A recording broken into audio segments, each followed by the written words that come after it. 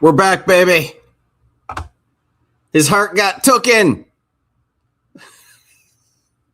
He had trash poured on him. He had his credit ruined. And all he got was this stupid t-shirt. Let's go.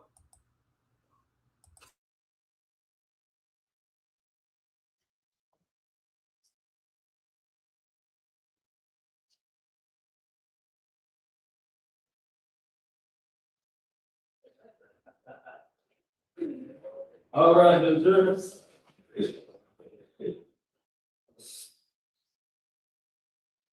Which one are you talking about?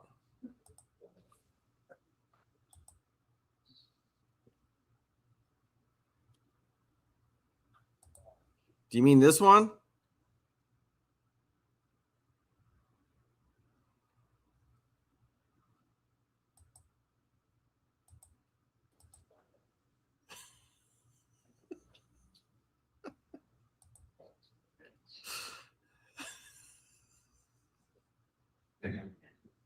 I'll do the president come forth. Thank you, Deputy Gordon. Everyone else, please be seated. Mr. Piner, if you'll come back to the witness stand again. No, because I'm telling you. Welcome back from lunch. Anyone go to American Deli? I did. Mr. Piner did. All right. I'm still alive. Yep. It's only been 38 minutes. Did people try the new restaurants up? Anyone try the restaurants up Mitchell Street? Thai place? Anyone go to Bottle Rocket? That's the one I haven't been to yet. No? Okay. Barbecue? Mexican? Tesoro? Yes? Okay. Glide Pizza? I mean, you just sat in the jury room the whole time. Okay. All right. Did you try what in the butt? We are resuming part 3 of the cross-examination of Mr. Piner. Mr. Polanco told us before the break he was getting close to wrapping up. We'll see where that goes. Mr. Polanco, your witness again. Thank you. If I may approach. Mr. Piner, I'm going to give you 3 documents this time. Just keep these separate, and then another round, and then we'll be done. And what numbers are these? These are 17, 18, 19. Okay. So this is just about finances. These are text messages that you also sent to your spouse. Number, 17, 18, 19. 19 is the taxes. I don't know if you have 19. That's your taxes filed in 2024. I got those from your attorney. Approximately 107,000 declared that year. So none of those is in yet, so don't ask about content yet. Ms. Yarber, do you have any objection to the admission of 17, 18, and 19? No objection at 19. I believe he needs to lay the foundation for the rest Okay. of them. So if you want to talk about 19, it's in, but 18 and 17, you have to do some foundational work. So 19 is the 2024 taxes. You declared 107,000, around thereabouts. Yeah. Okay, so that's done. We're done with 19. Just wanted to talk about 17, 18. As far as like how we spend that money, right? So we talked a little bit about budgeting earlier, and you gave me the numbers as to rent, food, car for the month. So along those similar lines, like you testified that you spent those amounts of money, but in these 2 screenshots, that these are text messages that you also sent to your husband, there are certain numbers. You recognize what those numbers were discussing, what you were discussing when you sent those text screenshots? Without the additional context of the conversation, I don't remember what the specific conversation was in reference to. Okay. 17 and then 18. Again, I don't have the context to know what we were talking about in reference to any of this. All right. Okay. All right. I'll take those back later. I'll just move on to the other 2, which are 16 and 20. These are just regular communications as earlier. If I could approach. You may. Just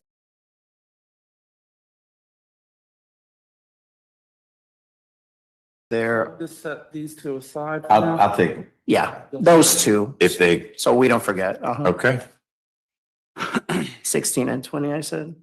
you did.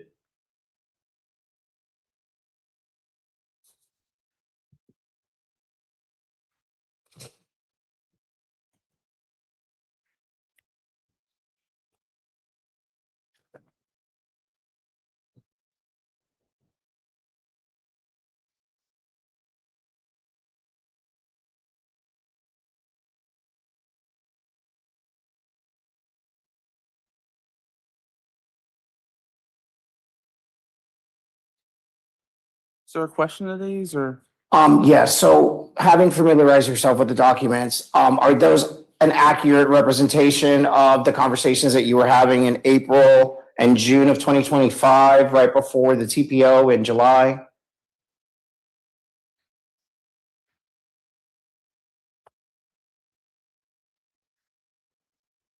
Again, we had so many arguments. I don't specifically remember the argument, but they're consistent with arguments that we had. Judge with that? So these are exchanges that you had with Mr. Terry. You're not remembering the specifics because you two were communicating all the time, but you're not suggesting, oh, those weren't my words, those weren't his Yeah, I'm words. not suggesting that I didn't say this. I'm saying that I also don't remember the specifics. Okay, I'll admit 16 and 20. Okay, thank you, Your Honor, and I'll be brief on this. So, Mr. Terry, at the top of page 82, 83, Page 82. and one with the big lighter at the top. Well, I'm showing it on the screen, on the TV as well. Let me see if I can zoom in. Okay. Okay. All right, so this is a conversation back in April, which would be 3 months before the call to the TPO incident. Okay. And in this,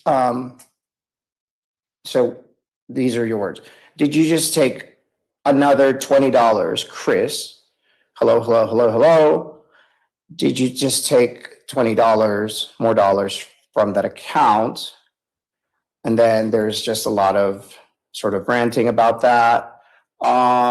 Put the money back, put the money back. Does this ring a bell in terms of what we were discussing? I mean, was it a big lighter that we were fighting over? Or was it the $20? Do you recall what the specific altercation may have been about? I don't remember what this specific altercation was, but it's consistent in which there was an agreement that we weren't going to spend money in certain ways, and then the money was spent in ways that weren't agreed upon. Okay. So you're trying to account for these $20, the $50. And then it's like 70, yeah. Well, 20 plus 50. So it's two different transactions, it looks like. And you say that you closed the app that I guess the spending was coming out of. Is that right? Or how did Chris normally spend $20 and $50? I don't know in reference to what I have closed the app and reopened 0 times. I think that means a refresh to see if the money had come back yet. And then to your second question in regards to how did Chris spend the money, as I have previously testified, he would often take the cards, whether I was asleep, whether I was awake, whether I said you can have my cards or not have my cards, and he'd do as he pleased with them. Okay.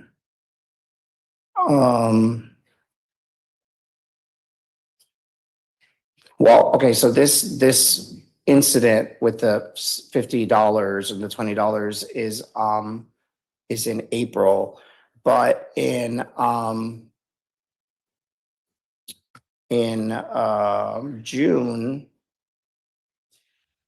there is another exchange. This one is not necessarily about the material world, but perhaps more the spiritual world, in which I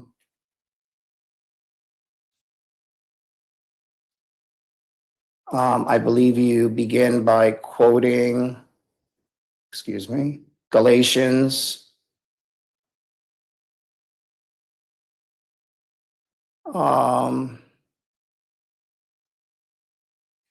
And there's some discussion about some biblical phrasing, wording, and verses. And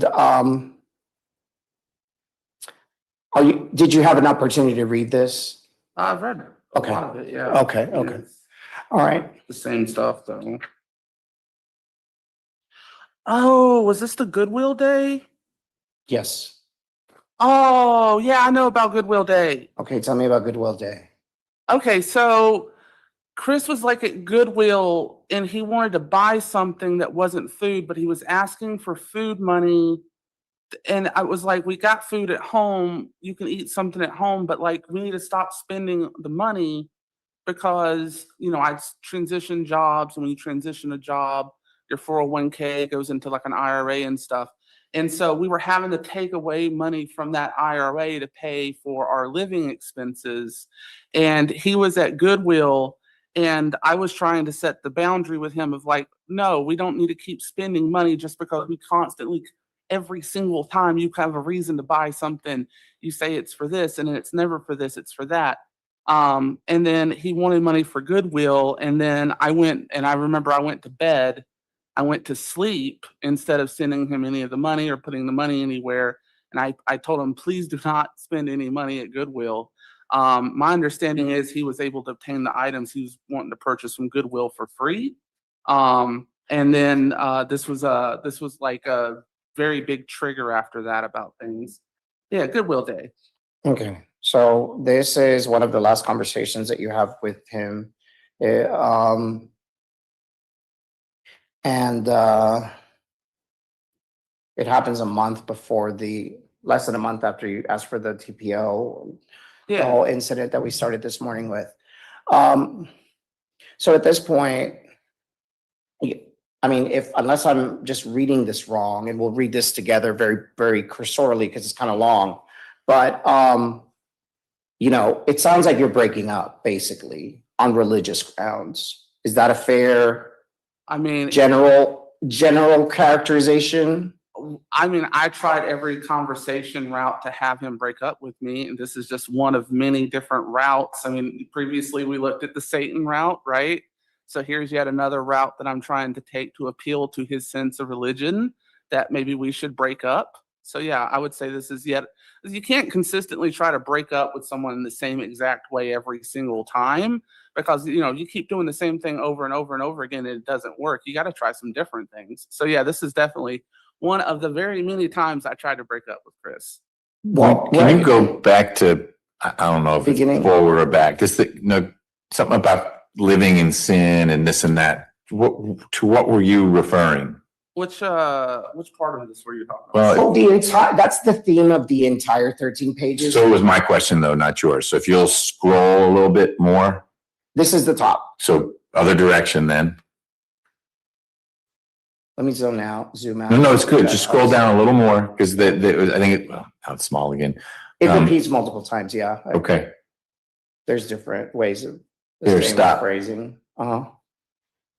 Nope, keep going. Okay. But now I hadn't seen that one. So Oh, that's, 7/18/2025 was after the TPO was issued. that's okay. I just want to ask my question, please. Scroll a little more.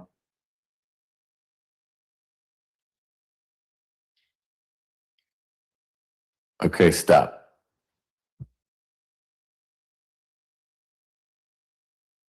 So you're talking about the sin of an unhealthy home, an identity built on sin. That's not going to bring you happiness. And then your identity in Christ and not sin. What is the sin that you're referring to in those texts, or that you meant to be signaling to Mr. Terry? That was in reference to the gay conversion thing that he had done with the Sozo Healing Center. And so it was sort of playing onto like an argument that he had previously made with me. And I wasn't in a very good mood. So I was arguing that same argument back with him. Okay. And this Sozo is not your dog. No. There was a healing center called Sozo. Yeah, it's some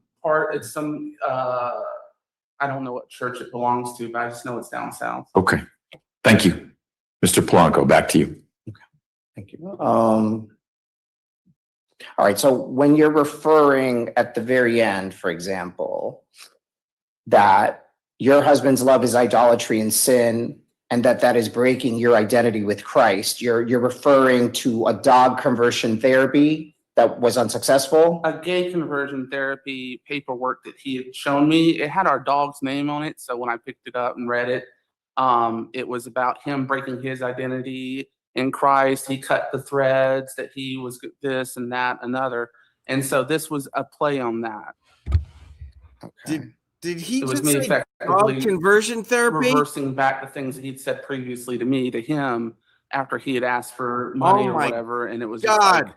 like, I'm getting kind of done with things and being kind of, a little bit testy with him Every about time it. I think we hit So, bottom, okay, so it gets when you make worse. statements like sinful love does not bear good fruit, this relationship is proof of that, have a wonderful day, you're basically trying to boomerang back the sarcastic statements, I guess, Yeah. that he had made in an even more sarcastic way back to him. Right. The It's dog got it. a humping your sarcastic leg? response. Is that what's going Got on it. here?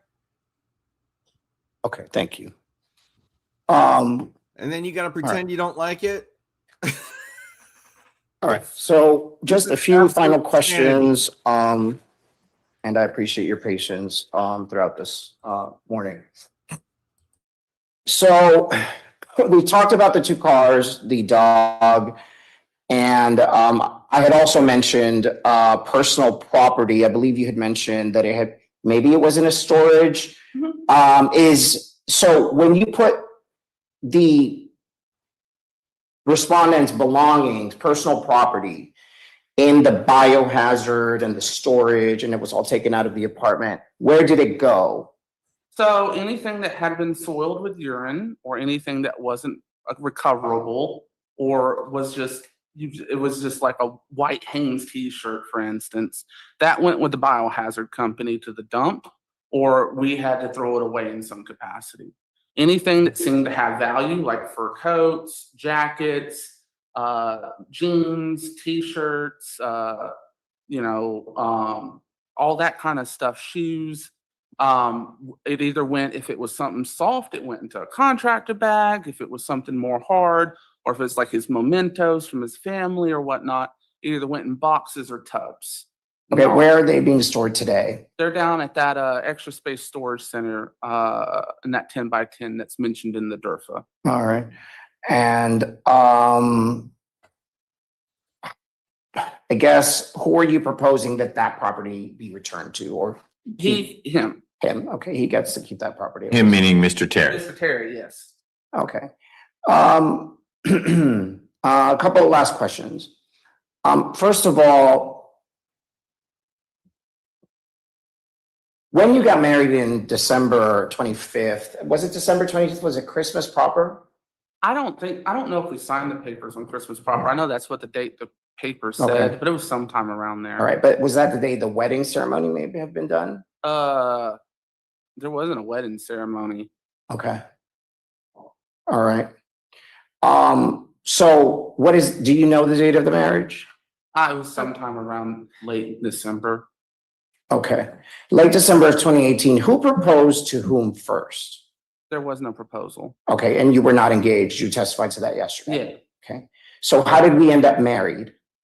It was an agreement with him because again, he wanted to have the benefits. His disability was up again. He didn't want to be on disability. This was a path for him to get his own freedom and financial independence and all of that himself through us getting married, right? And then he could get the benefits. Okay. That was essentially what the marriage was about. Okay.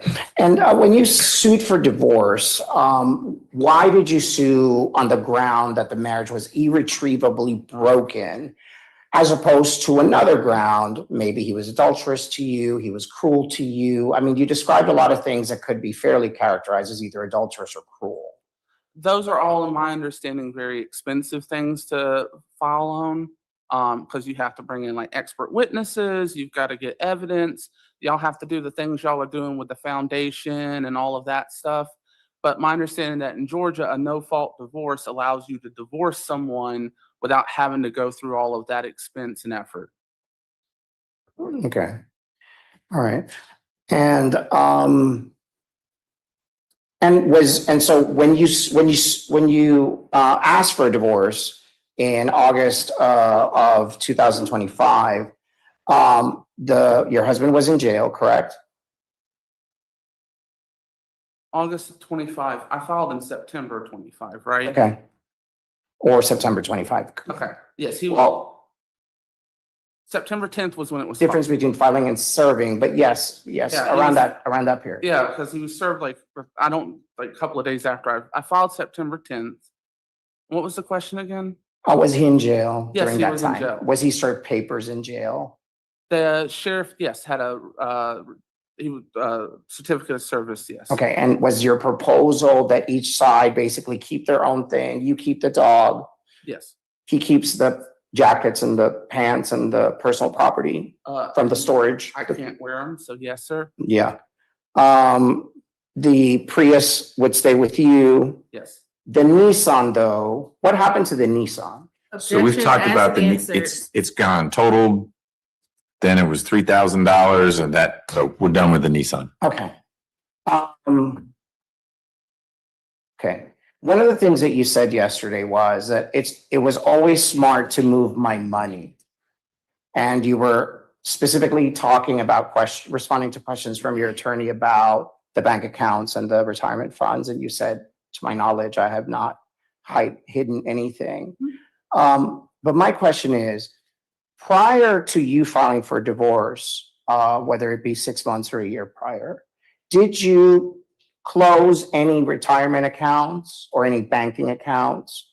I don't mean close them literally, but did you draw down on those accounts? The IRA was drawn down on for household expenses and like things like he got a lot of dental work done that was really expensive. So that was where those IRA drawdowns were from. And which IRA specifically was that one? How many of them are there?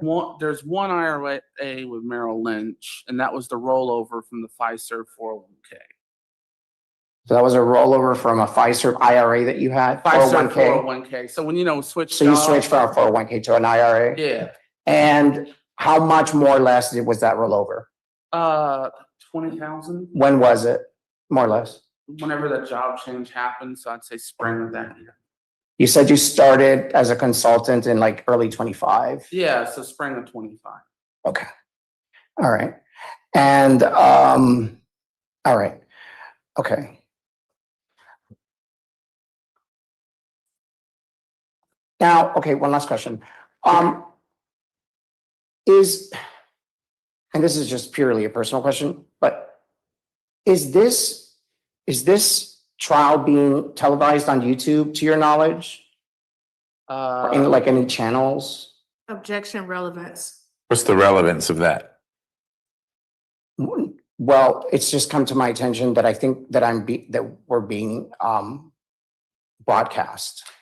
All proceedings in my courtroom since COVID are live streamed.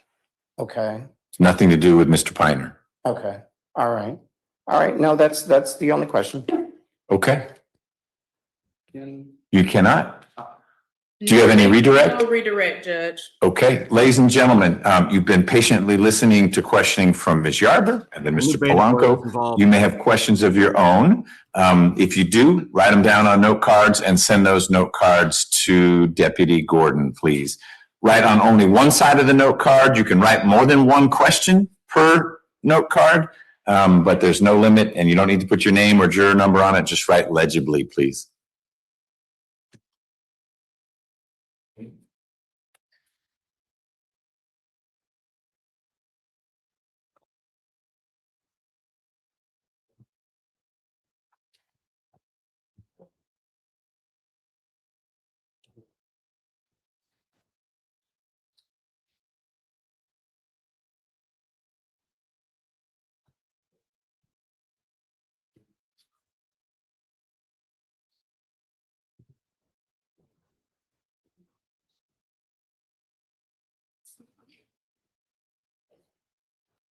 No, because I'm telling you the truth.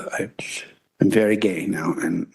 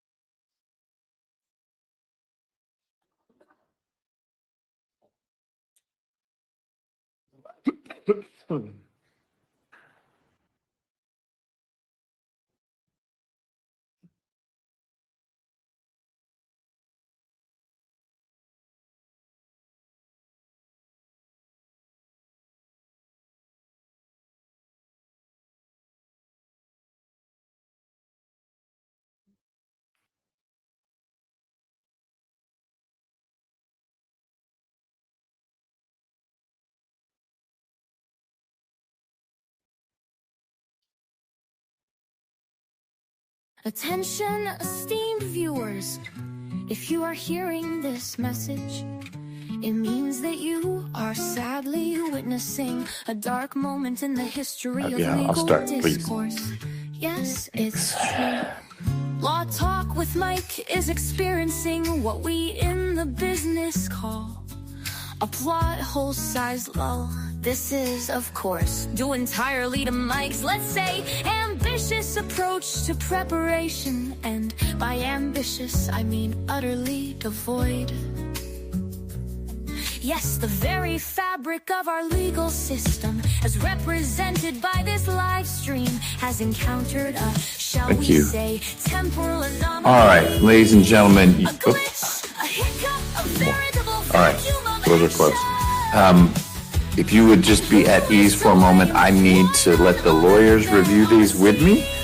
So we're going to step out in the hallway, Mr. Polanco and Ms. Yarber, and go over these, and I'll be right back. So you stay right there. Sit back, relax, maybe grab a snack. This musical interlude is just gonna be a thing. We'll get back to the legal stuff eventually, probably. So to fill the gaping void where insightful legal analysis should be, and due to a lack of any ability to keep your attention, Mike has in his infinite wisdom decided to subject you to this artistic expression. God help us all, please do not hold Mike accountable for this. Bless his heart, Mike didn't quite foresee these moments of dead air when he planned for this whole thing. He clearly has no idea what he's doing, so sit back, relax, and maybe grab a snack. This musical interlude is just gonna be a thing. We'll get back to the legal stuff eventually, probably.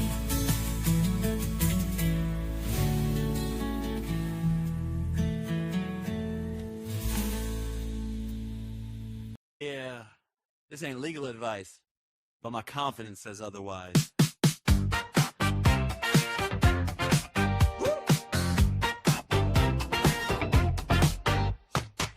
Woke up early, said I'll be productive. Now I'm deep in a trial like it's abductive. Intent, motive, pause the clip. Rewind that side, did you see that lip? Didn't go to law school, didn't crack a book. But I watched Mike, now I'm legally shook. Tabs open, group chat loud. Bro, that witness just lied, I'm proud. Judge says order, I say it too. Like, sir, I object from my living room. We watch the trials on Law Talk with Mike. Suddenly we all got legal insight. Finger on pause, confidence high. And all that testimony's fried. We don't know law, but we sound airtight. After 2 streams of Law Talk with Mike.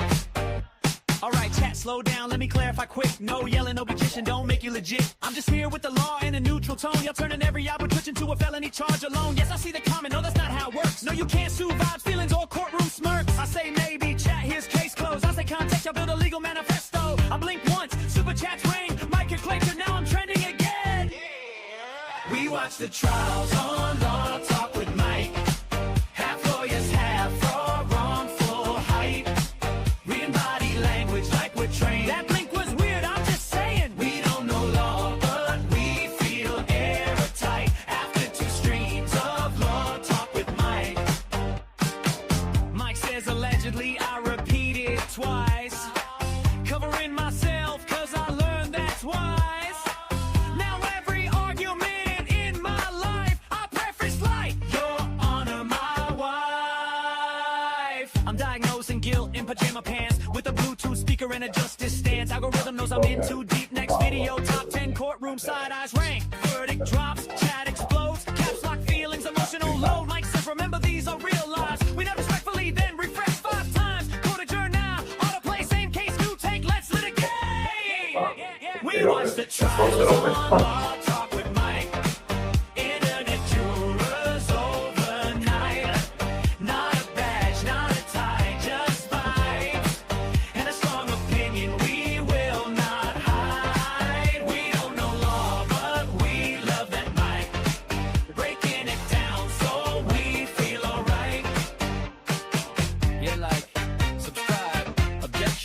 sustain. See you tomorrow. Same case, new brain. Mr. Finer, tell the jurors why you agreed to marry Mr. Terry. They have heard about all degrees of unpleasantness, some of which predated the marriage, some of which postdated it, but plenty of it happened before then. And so, question is, why did you agree to marry? I would say part of it comes down to a misunderstanding about what marriage entails. Like I said in my testimony, it's quite easy to marry someone. It's a lot harder to divorce them. But to my testimony, it was so that he would receive benefits and get a job. In my mind, that was a way for us to break up. And so part of that agreement was marriage. She just needs an Italian Was- sausage and a corn dog. Did and that you would get fix her right medical up. benefits through your job? Yes. And by marrying Mr. Terry, were you then enabling Mr. Terry to get the same medical benefits? Yes. Would you describe the marriage as something that occurred against your will? I would feel that the marriage was not consentful in the idea that I would want to marry someone in that traditional sense of, you know, you have a wedding and proposal and it's a romantic thing. It was purely not out of convenience consentful. and as a way to Not save cooking. him and keep the peace of the house. You mentioned Adderall and marijuana as drugs, whether prescription or otherwise, that you know that Mr. Terry took in your presence. Were there other controlled substances that he took in your presence? Yes. What would those be? MDMA and cocaine. No, that guy was Mitch Kumstein. Was the marriage in the wedding, whatever we want to call it, in the apartment or at the North Annex? Because we've heard both locations. So we did the thing where you sign it at the North Annex and then you're supposed to hold a ceremony. We signed the paperwork with Mike, the officiant, in the apartment and then mailed it in. Okay. You in answering why you married Mr. Terry, you said things so platonic, it was out of convenience. But the jurors have seen texts in which Mr. Terry says, "I love you," where you say things like, "You're not my type," or "We've got this relationship." Can you reconcile it was platonic, it wasn't really a relationship with you wanted out of the relationship? Because it seems like there was a relationship. You know, Yeah. understand what I'm asking? I think a situationship would be a much better word. He had a thing about the word love and that we should love one another. And then one of the things was he couldn't leave the room unless I said, "I love you" back to him. Whether or not I meant it or not, I still had to say, "I love you" to him. But it was more of a situationship in my mind. Okay. Do you recall the amount of bond money that Mr. Terry needed to pay to get out on bond for the aggravated stalking charges? Ooh, I think $14,000. Did you play any role in paying any of that money? No. The apartment where we had the photos when Ms. Yarbrough was asking you questions and you were saying, here's where he would sleep and here was this and that, you know, the one I'm talking about. How long did you and Mr. Terry live in that apartment? From 2016 until 2025. So 9 years-ish. 9 years. How often would Mr. Terry clean that apartment? Infrequently. So by definition of cleaning, if we're talking about picking up like cans, like soda cans and stuff, every couple of days, you might pick up soda cans. A thorough cleaning, vacuuming might not occur for months. And why would that have been Mr. Terry's job instead of yours? He had a lot of stuff in the home that he didn't want touched or sorted through. And so he didn't feel comfortable with me going through those piles of clothes. And so a lot of times it was just, he was the one that needed to handle that area of the home and I wasn't necessarily needing to do it. I tried to vacuum as much as I could when it became feasible, but at a certain point, the carpet became kind of tarry. from like dirt and other things, and the vacuum. If you really didn't wasn't know, working. y'all stink. What about the Okay, kitchen? that's Because different. you spent some time talking with the jury about I couldn't cook in my own house because Mr. Terry didn't clean the kitchen. Any reason why you didn't clear off the stove so you could cook for you? That's an excellent question. If I would go and clear the stove off, it would immediately become in that same state within a few days. So it felt very tiresome for me to try to go and keep cleaning something that was just going to get back in that situation.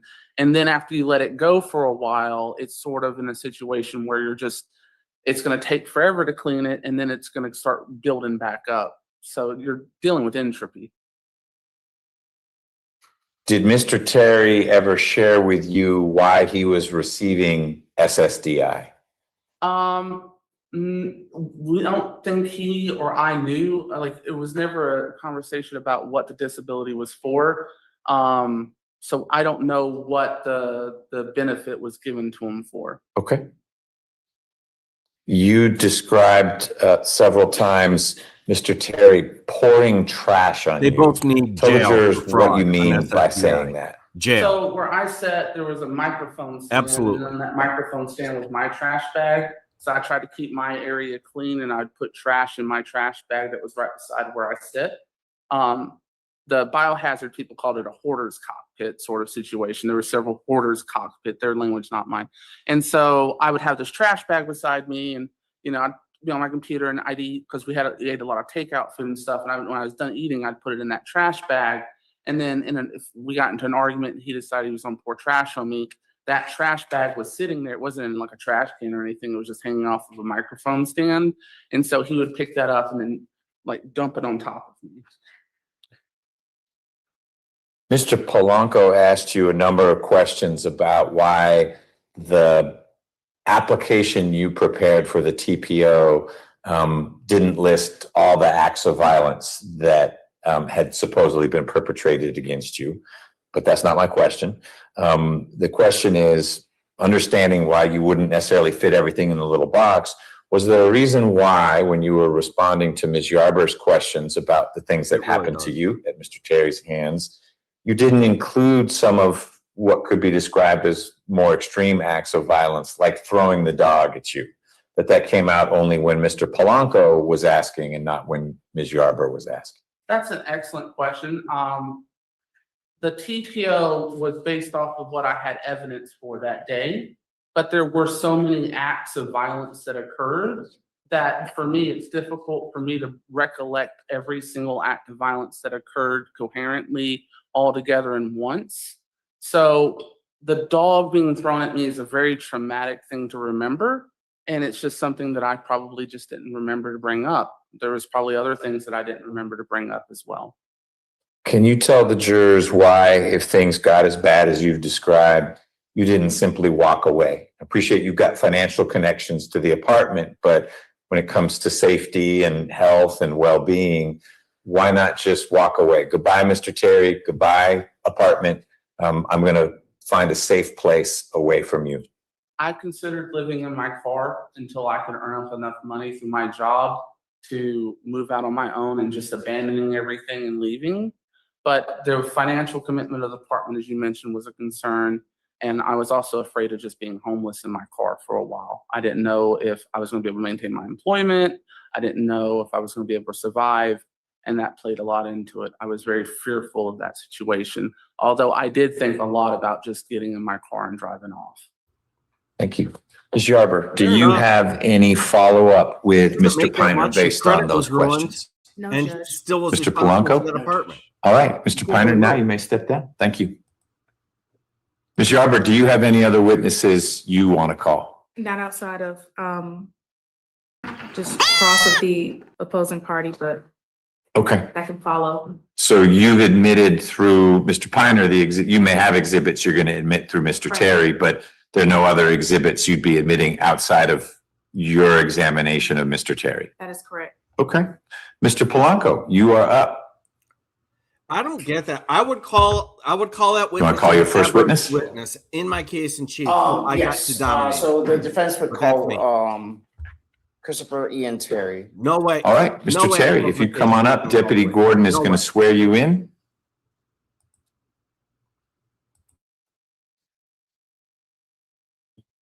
Face me right here. You swear affirm that the testimony you will give to the truth, the whole truth, nothing but the truth, so help you God. Go ahead, I see.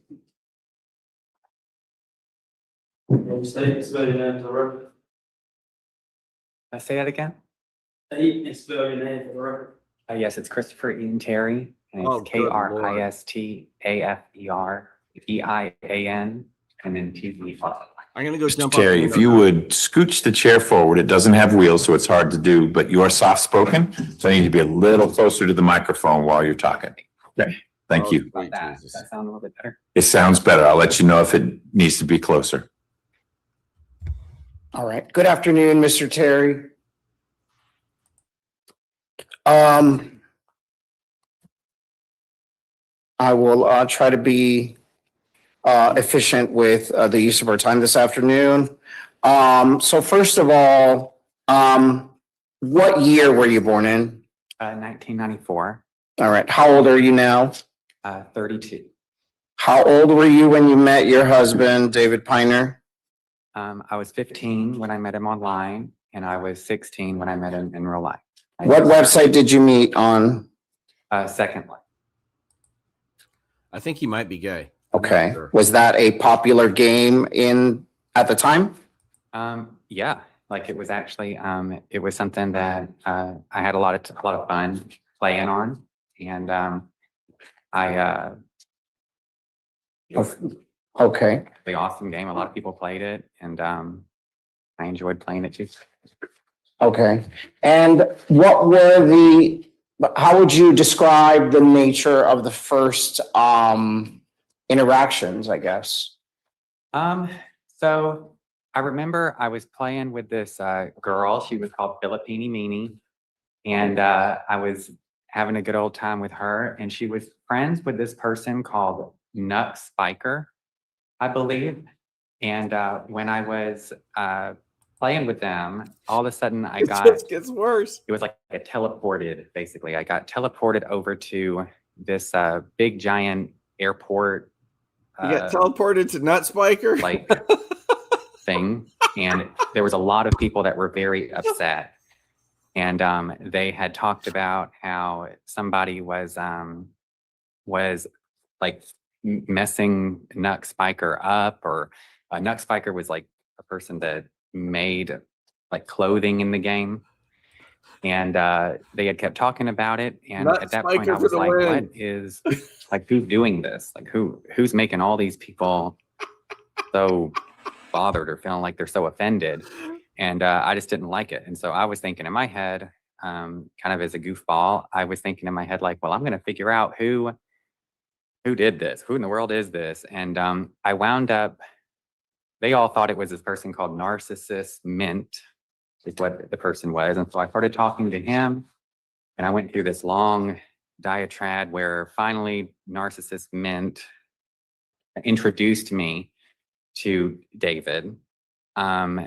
And when he introduced me, he was like, you've earned the right to speak to David. He's this amazing guy. And I was pretty surprised, because I was like, well, yeah, well, you made such a big stir. Like, everybody that I know can't stop talking about what happened to Nux Spiker.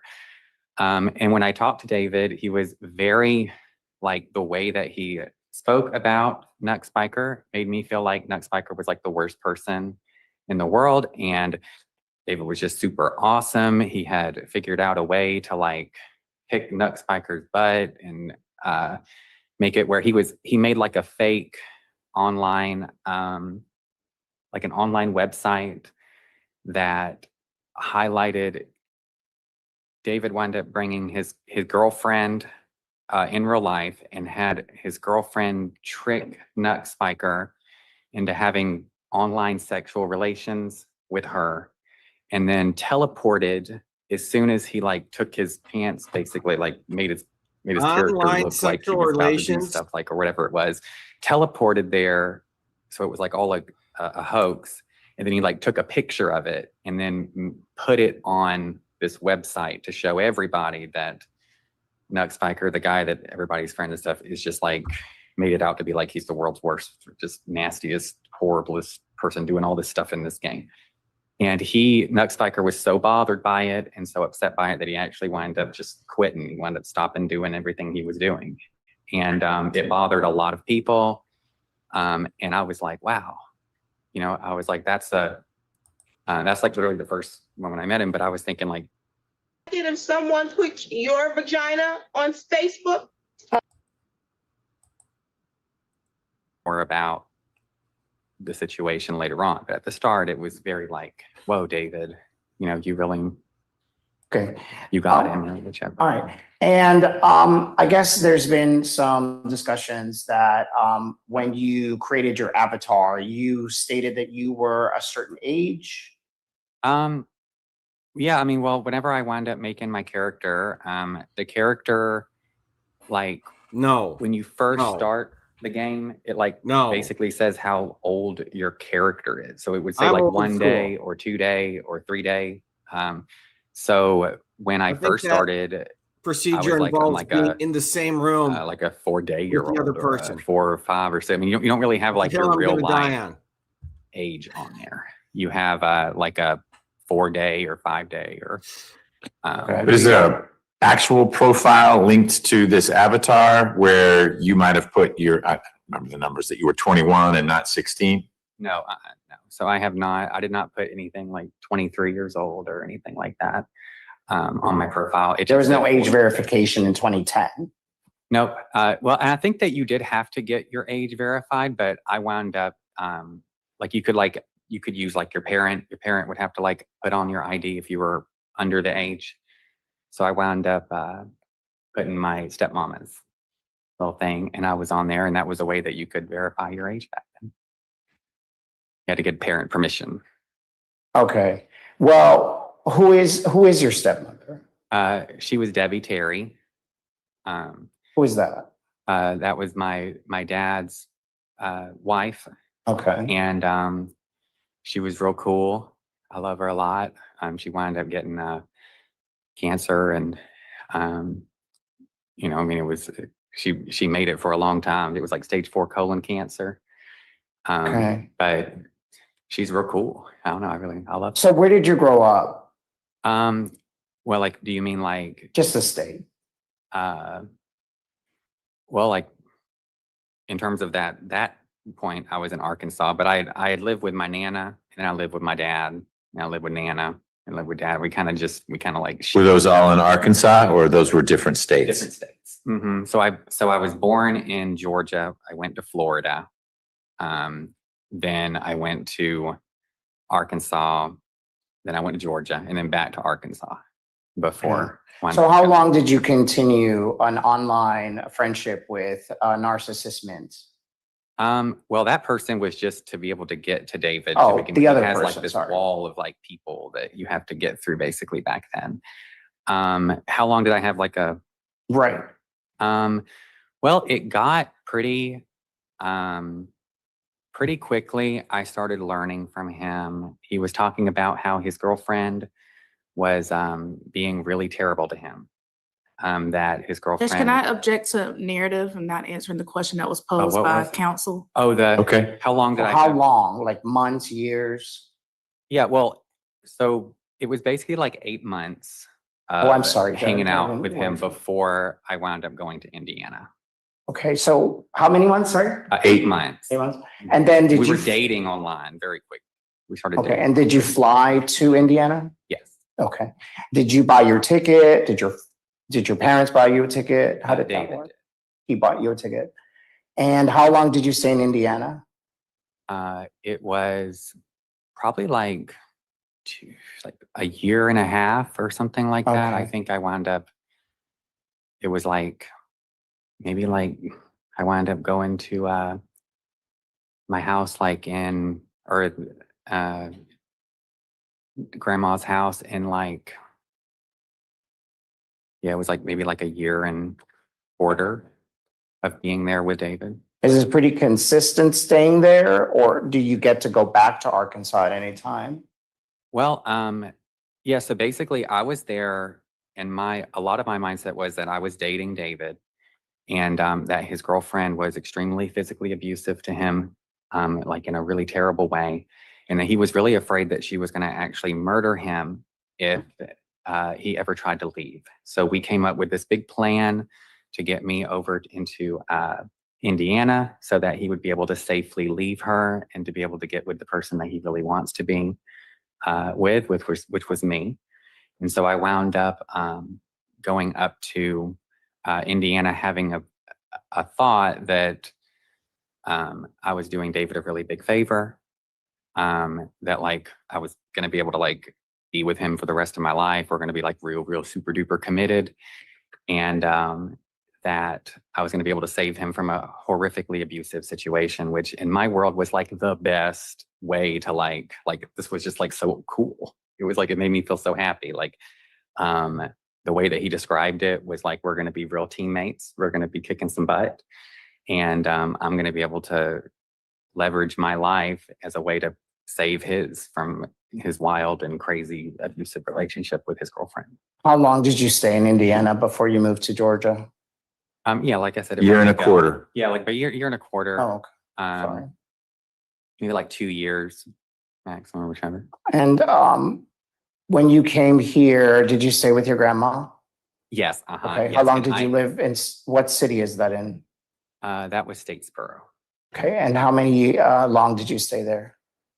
You know, to me, that was a really wild situation for me because The question is just how long did you stay there? So he was there to save him and sponge like off 2 years, sponge off him. something like that. But mostly sponge two off and a him. half years, something like that. I mean, the time kind of Give me a blurs. break. I was there. I was just wanting to make sure David got the best kind of treatment in the whole entire world, making sure he wound up getting over this craziness that he wound up getting himself into. Okay. Would you say, what would you describe your financial situation as a couple? Were you at that point considered officially dating? Yeah, so we were considered officially dating on the internet. Oh, Like, I mean, I was really, I mean, the On the whole internet. conversation, I mean, we would be doing everything. Like, I mean, I would be calling them on the phone and we would be doing all the stuff that a normal intimate couple would be doing. We would be typing very intimately. Everything that we were doing was extremely intimate. And he had explained to me he was done with his girlfriend, absolutely, that the only reason why that he's not leaving her is because she is so scarily, horrifically abusive to him that that if he was to leave, she would actually murder him in a serious way. It was not a joke. And that he needs help because if I don't come over there and help him, he's never going to be able to escape her. all right. So there's been some discussions about criminal family acts of violence. It started off with, okay, so there were a couple of them that were mentioned, and I'd like to address each one if that's okay.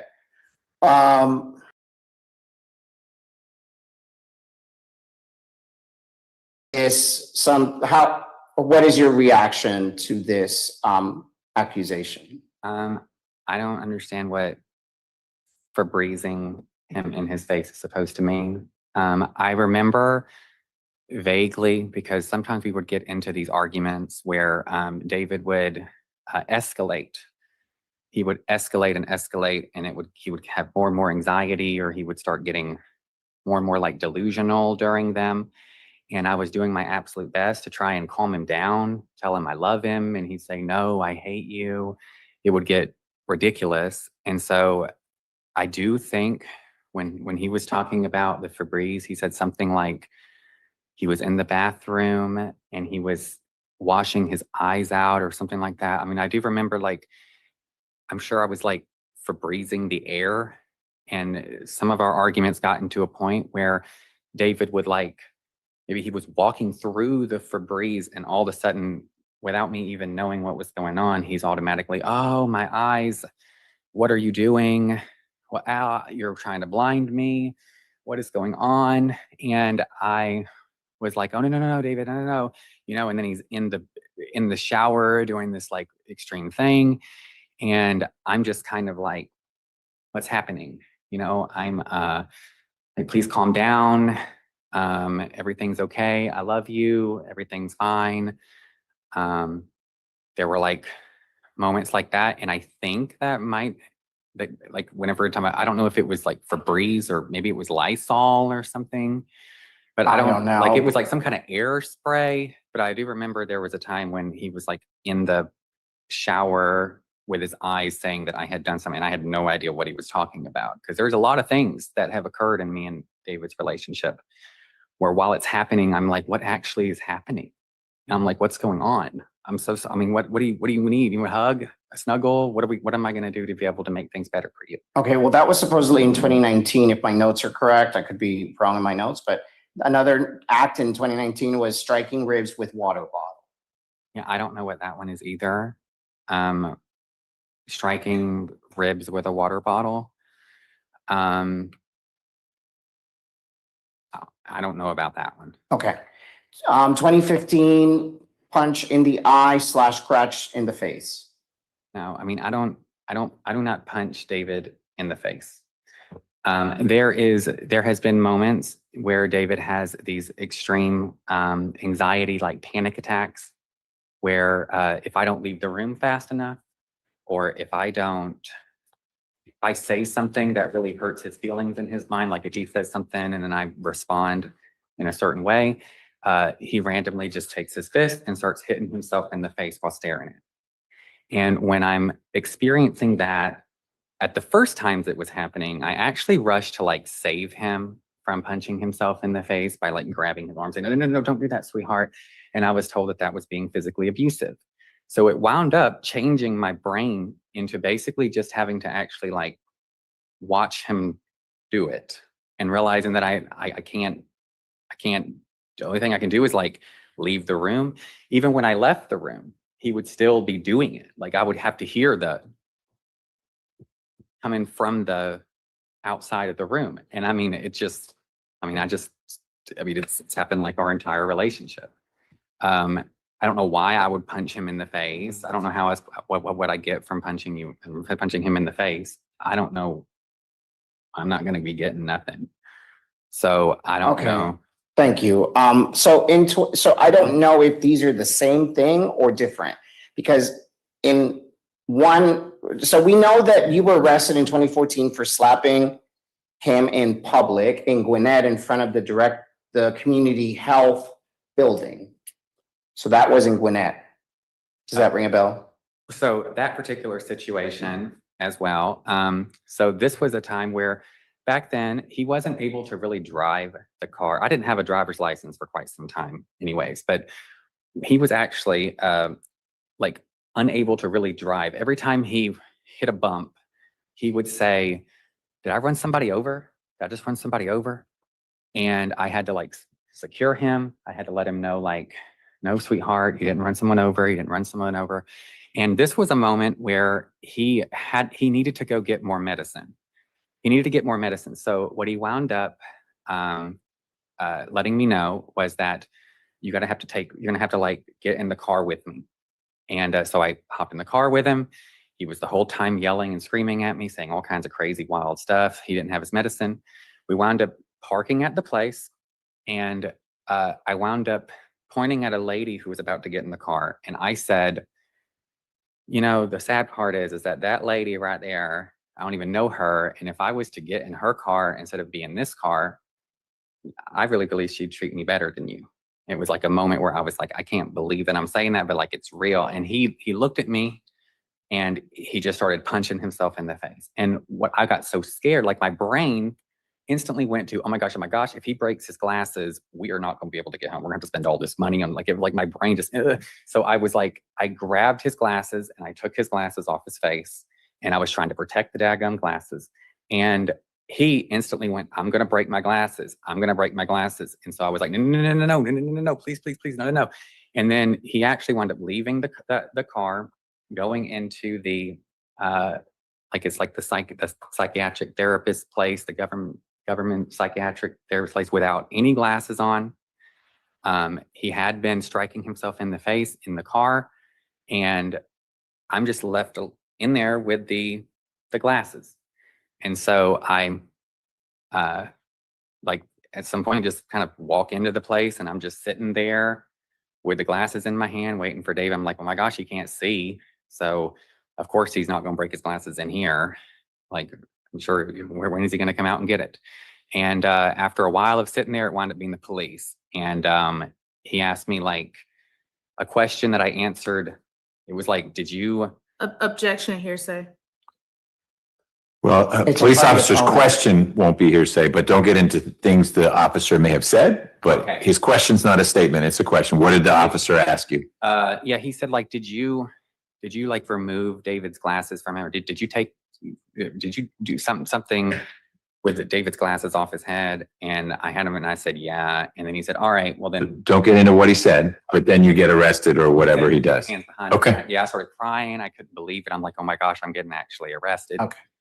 All right, so there was some testimony earlier about how, I think it was your mother or grandmother was going to repossess a vehicle or something if you were convicted of that charge. Do you know anything about, could you shed some light into what was about that whole issue? Yeah, like that completely fabricated, like absolutely not true whatsoever. Nana was not trying to do that. He was extremely upset with the therapist. He was saying that therapist should lose her job. We should sue that therapist because they should not have gotten the police on you. Like he bailed me out. We wound up going to the court case with him holding my hand. We sat right next together. Even the court, like the judge even said, is that the? Objection, hearsay. Don't get into what That's fine. someone else said. Oh, okay. Were the charges eventually dismissed, or did you plead guilty, or what? Yeah, I believe that, like, I believe they were dismissed, or I wound up like whatever it was that would just let it go away. I wound up just accepting that, and I think it was either dismissed or it was like it'll get off my record or whichever Okay. it was. And I talked to David about it and everything, and it seemed like, you know. All right. So in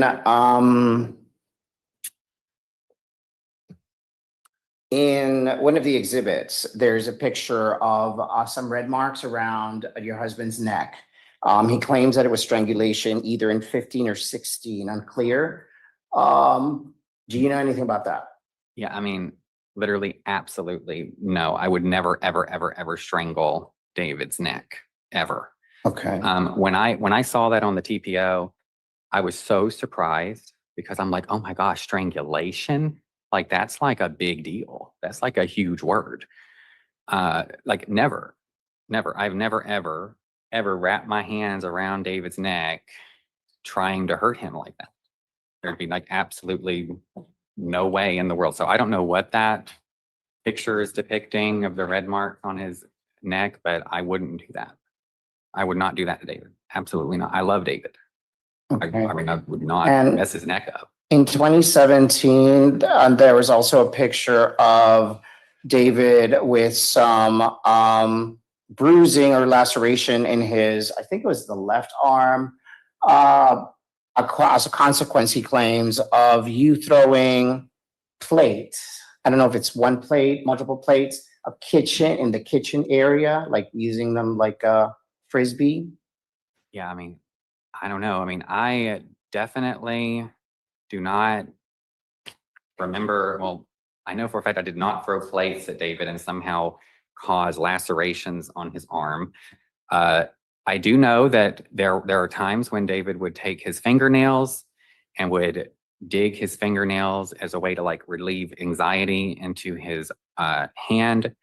I believe that there's a chance that somehow he was doing it there. I can't really remember. Like, I have a feeling that day Like when our arguments get that scary, and when David starts going absolutely delusional and wild and absolutely, Give the dog I mean, to someone who will take care of it. it really is this feeling of like you're in a tornado whirlwind. You just want to get out of it. You want to shut down. I mean, I've shut down so many times. I've just like ran out the room. He said, "Get out the room," and I'm like, "No, sweetie, we're trying to have a conversation." Okay, well, all of a sudden he starts hitting himself or whichever, and I'm like, "Oh my gosh."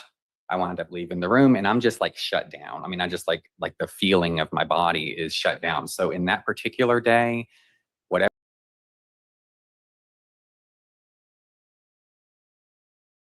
I was out of the room. I don't want to witness David doing it. I don't want to hear David doing it.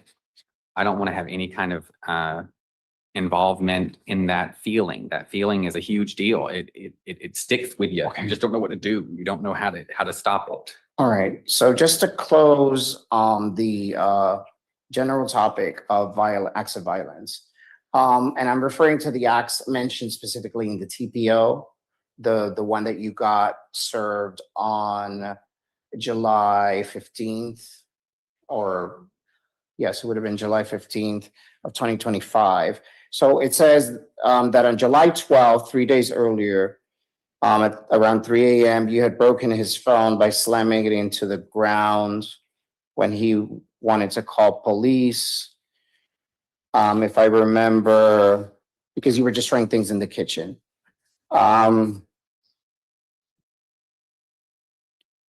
Okay, so what is your response to that?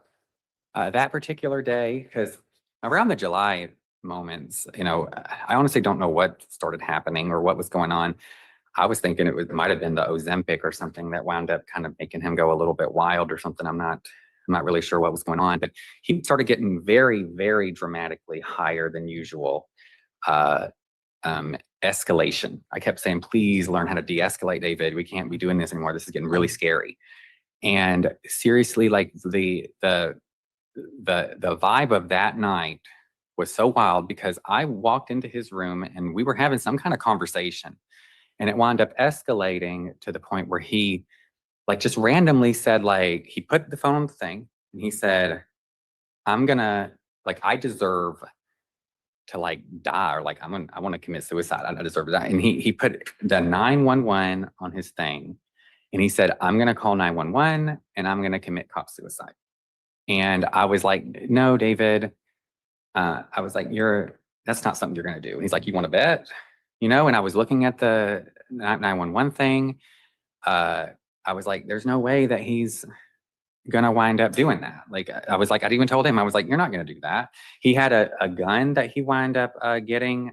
He had 2 guns at this point, but he put the gun right next to the thing.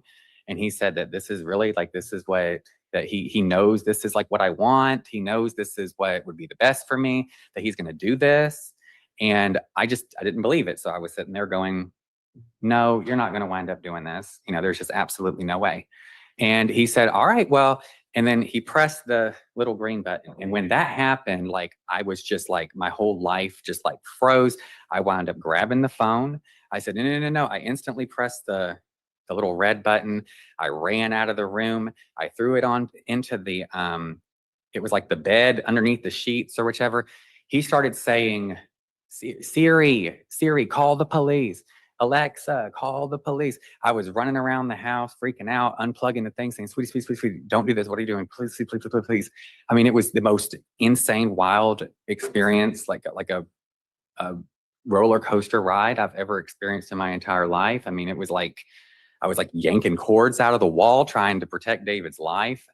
And like whichever he said about whatever it was broken, not in my perspective. I don't see I don't know how in the world me throwing it onto the bed or whichever was somehow broke the phone.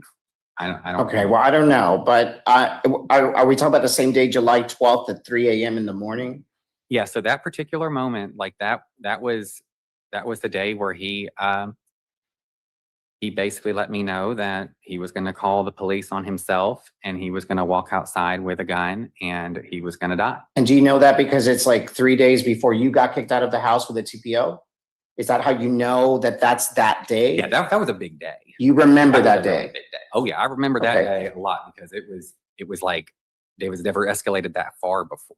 He's Okay. never done that kind of Did stuff. you remember the week before, July 6th, for breaking another phone while trying to call the police because you were destroying things in the kitchen?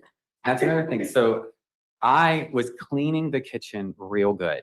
And I even told David before I cleaned this kitchen, because it was July 4th was his birth. No, sorry, July 4th was the patriotic day or whichever it was.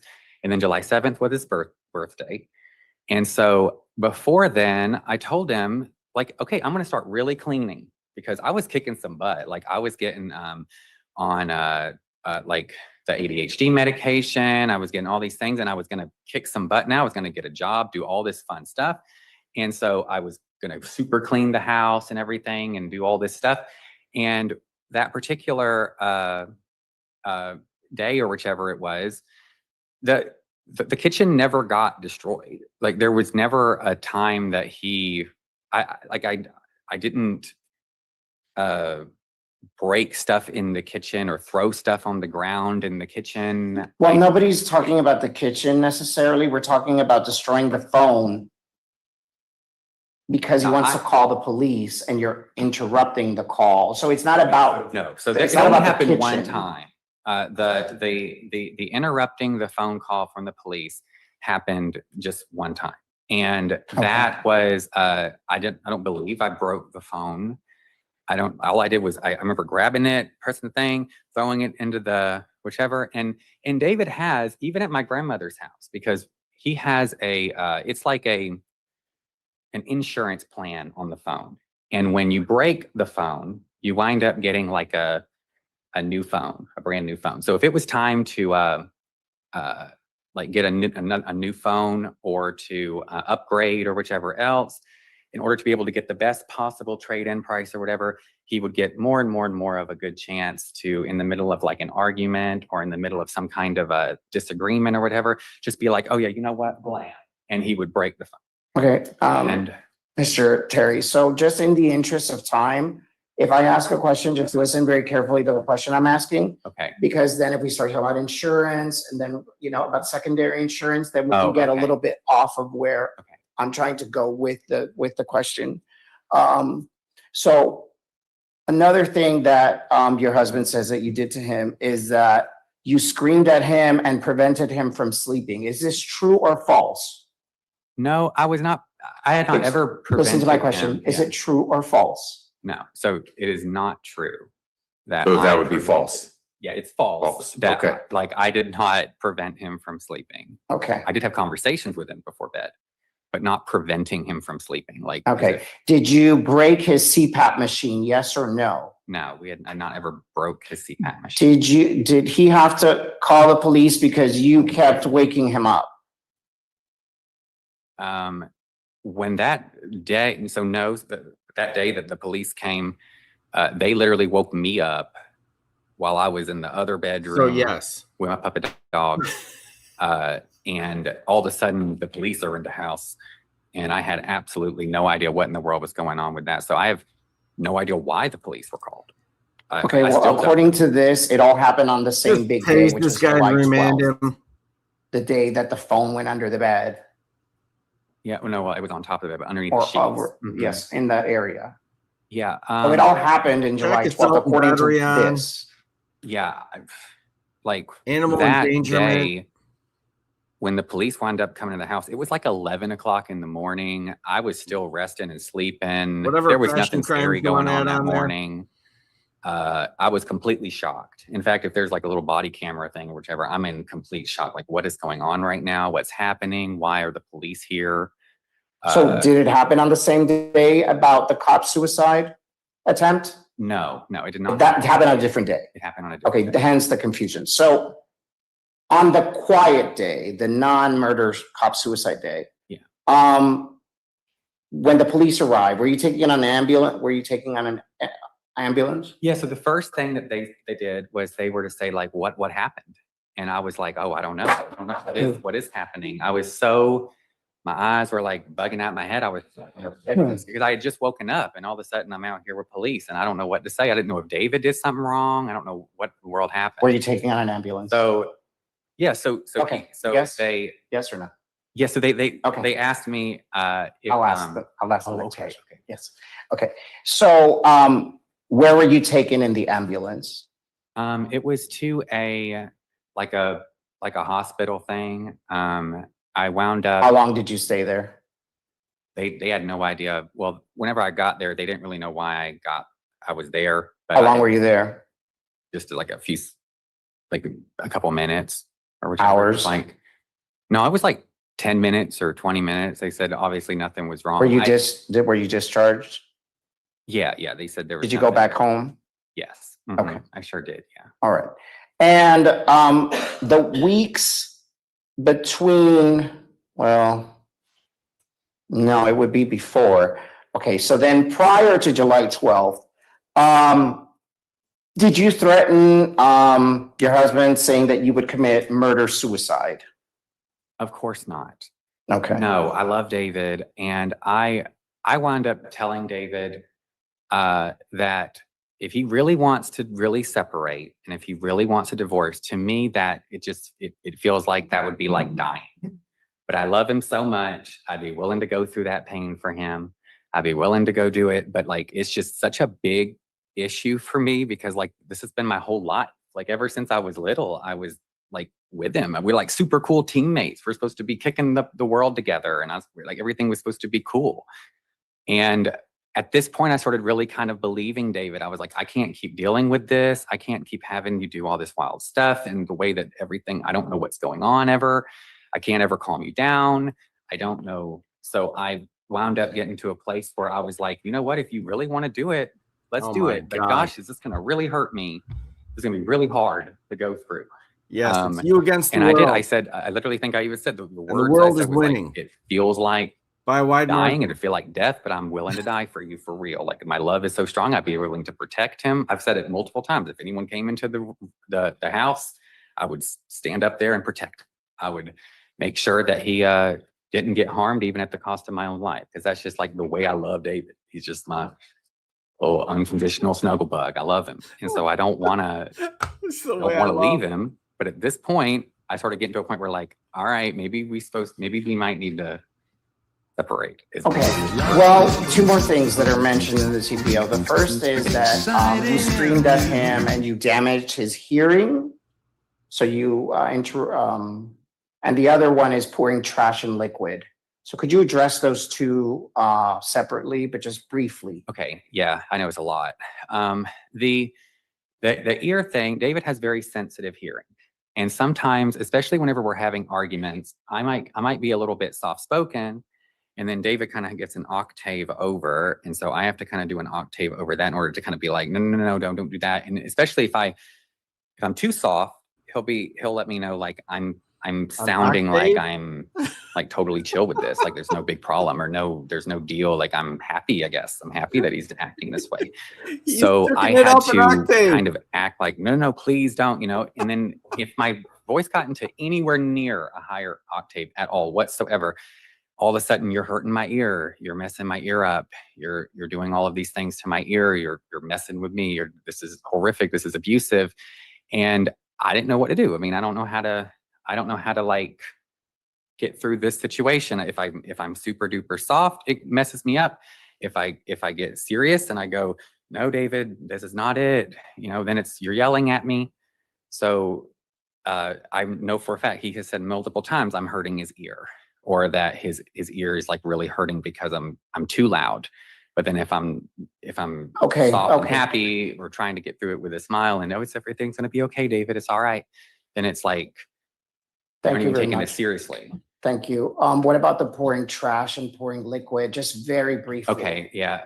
So he's got a like a trash bag thing, which what he said, it was like it's on his little like microphone thingamadealing. And whenever he puts all of his stuff on there, he puts off his like ash from the little bong thing. He got he just puts his drink cans. He doesn't like pour them out in the sink first. He just puts them in the drink. And there's times when there is a we have a service that comes and picks up the trash from outside. And so sometimes, and he'll sit there and he won't have any clothes on whenever he's playing on the computer. And so I'll go over there and I'll be in a really big rush and I'll be like, all right, let me just take this up and over for you. And whenever I pull it up, the trash bag itself either has like a little, like a hole on the bottom of it, or it's got like a little bit of like, I don't know what that would be called, like the Coca-Cola stuff is kind of right there. And so it would drip on him, or something would kind of fall out of the thing. And then he would say, you did that on purpose. You poured trash on me. You literally did that on purpose, Chris. Like you on purpose you just did this to me. Look at what just happened. And that was, I was like, oh my gosh, I'm sorry. Well, what's that? I was like, let me put it outside, and I would come over there and I said, you want me to clean you up or whichever? And he would be like, no, don't. And we just. Did this happen once or multiple times? This was multiple times. Okay, so are these stories? Okay, I'm assuming that's a yes. Okay.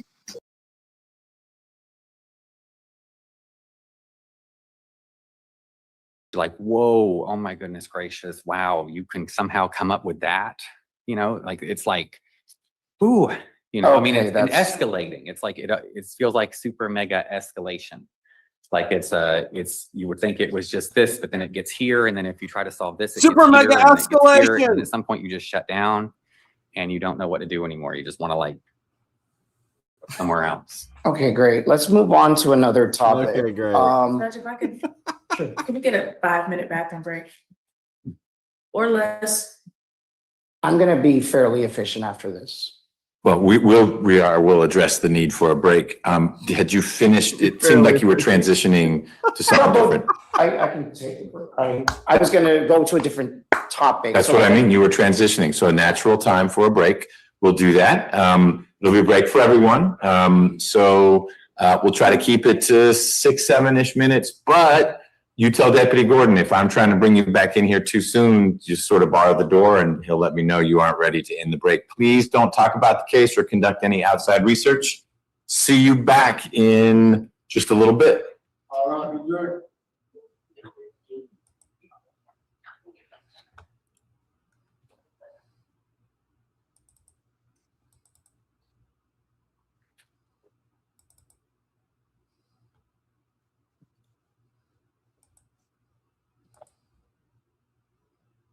I'm an attorney in Denver, Colorado. You recorded court proceedings and posted them online. Please take them down immediately. That was a threat? I've heard tougher voices from a Canadian.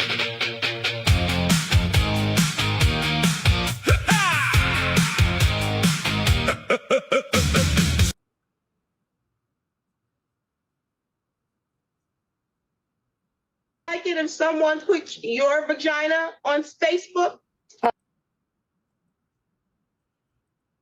think Mr. Polanco is trying to get certain information to the jury, and so I'm going to just ask you to make sure you're listening. It'll be the same when Ms. Yarber's asking you questions. If she says, "What color was it?"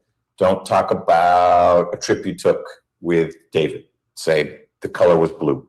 Okay. Got it? Yeah, I've been trying to. It's all right. This is a stressful situation.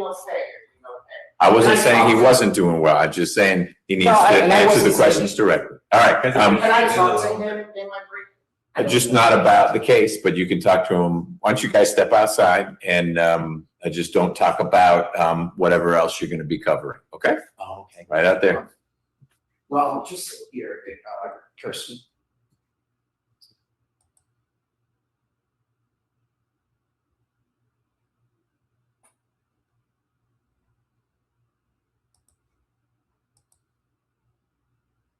Holes.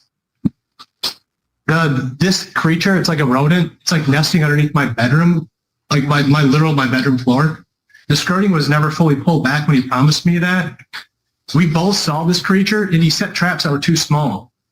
And then he put poison outside the unit. He never pulled the skirting back to put poison on its nest. There are multiple entries around this unit. Please, let me continue. I'm really sorry for wasting your time. We really shouldn't be here. Ma'am, So the skirting. Sir, you're not wasting my time. I'm getting paid. Yes. Go ahead. Yes, sir. Well, I'm unemployed. I lost my job like a few weeks. Okay, go ahead with your. Go ahead. I know. Go ahead with your reading, please. So the traps were too small, and Mr. Weasel, that's the name. That's the person trying to evict me right now. It's Mr. Weasel. Mr. Weasel and I both saw this rodent or creature, not at the same time, but it entered out of the lake. My rental unit is up against a small wooded line about 15 to 20 yards, and then there's a massive lake. So we've both seen this creature. It is fat. It is large. It's like a gopher. It's like a beaver rodent creature. So there's 10 points. There's 10 points. Almost done. David Morris on behalf of Pleasant Lake Park LLC. Your name, sir? Kristafer Genoviak. Genoviak. Okay. You don't use a V. Got it. All right. I apologize the way I exited last encounter. I just a little bit of pain. It's my first time in court. I wasn't just wanted to get out of the Thunderdome. So, Mr. Allen, good to see you again, Mr. Allen. This is the Thunderdome? It's Friday night. I'm in a mood. Definitely don't call me to bail you out, dude. I'm just not feeling it. I'm telling you straight. Oh, wait. Is this case great? I think I know this guy. He's back again. This is gonna be good times, my friend. Your Honor, I apologize for how I fled the scene. I just had to get out of the Thunderdome, if you know what I mean. I was in a little pain my first time in the court, but I'm back with my complaint of a very special sort. There's an infestation, Judge. It's truly hard to bear. There's a critter in my trailer and it's living under there. Is it a mole? Is it a rat? He just doesn't know, but it's bigger than a cat. Mike says, is this the guy? The beaver mole guy. He was crazy the first time. Oh my. A beaver infestation is no laughing matter, but this whole dang story just gets madder and madder. The court sent an inspector to check the holes and poop, but he was hired by Mr. Weasel and I'm in a feedback loop. He's my next door neighbor. He's not insured at all. He owns another trailer park. He really has the gall. It's a major conflict of interest. It's totally absurd. He's the burglar investigating himself. Take my word. Oh my God. Mike just can't breathe. A landlord inspector hired by Mr. Weasel. You won't believe. It's a good thing I didn't start cocktailing before this one. The beaver mole guy is just way too much fun. The judge says, where's the escrow? The rent for November. He says, oh, I just forgot. I didn't remember, but I got it. Judge, don't worry. The money is secure, but the inspector's report is clearly perjury for sure. I was not prepared for this denial of reality. I'm talking point number 17 specifically. Is it a mole? Is it a rat? He just doesn't know, but it's bigger than a cat. Mike says, is this the guy? The beaver mole guy. He was crazy the first time. Oh my. A beaver infestation is no laughing matter, but this whole dang story just gets madder and madder. The judge said, hold on, son. I'm getting quite confused. We were talking giant beavers, now I feel a bit abused. He says, my trailer's closest to the woodline and the lake. That's where the big beaver-like thing gave me a shake. But the skirting's done, so now I know the deal. The baseboards are ground zero. That's what's real. This is one of my favorite cases. I'll say it before it's over. I might have to make a song about this beaver-loving rover. So, y'all behave yourself. Stay out of trouble. Don't get hurt. And for the love of God, don't call me. I'm on alert.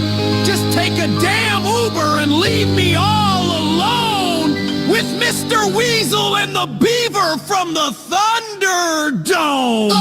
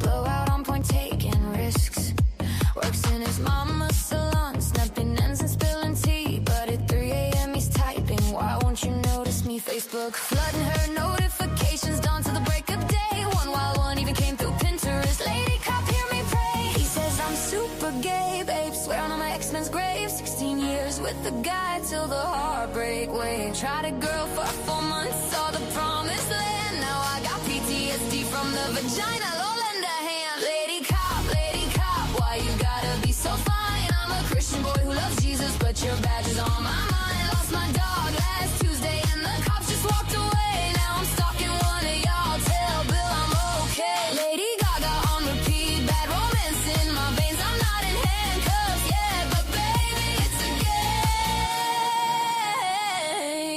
game. He quotes the Bible in DMs, mixed with Gaga lyrics strong. Jesus loves you, officer, also poker face all night long. Bill keeps popping up.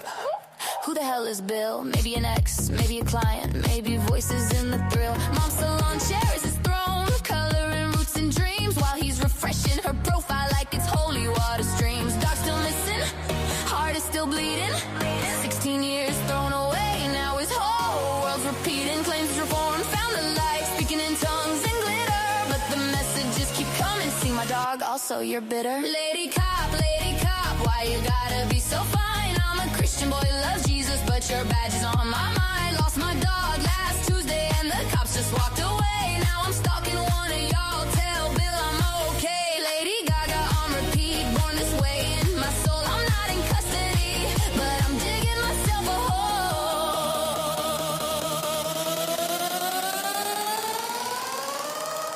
Your Honor, I'm innocent, I'm fabulous, I'm torn. I just wanted her to find my dog and maybe hold my hand at dawn. I'm gay as the day is long, except that one confused spring. Now I'm on trial for loving too hard. Can I get an amen and a wing?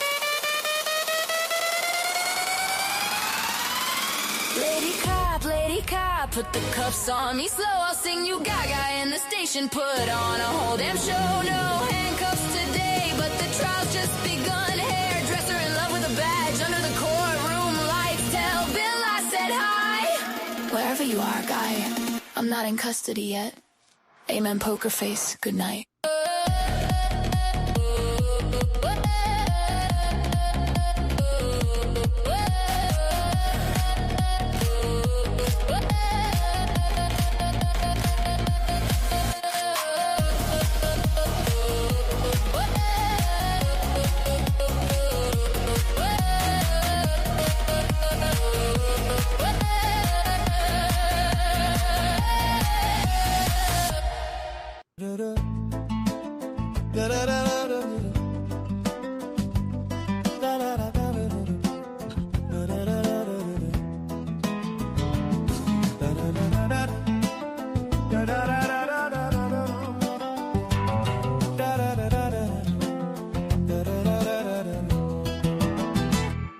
You are here in the small claims division of 3B District Court. The rules are relaxed, they are not as strict as they are in the general division of the court. We don't strictly follow the rules of evidence or procedure. Neither party is allowed to have an attorney in small claims court. Raise your right hand. You all swear or affirm that any testimony you are about to give in this matter will be true, to the best of your knowledge and belief.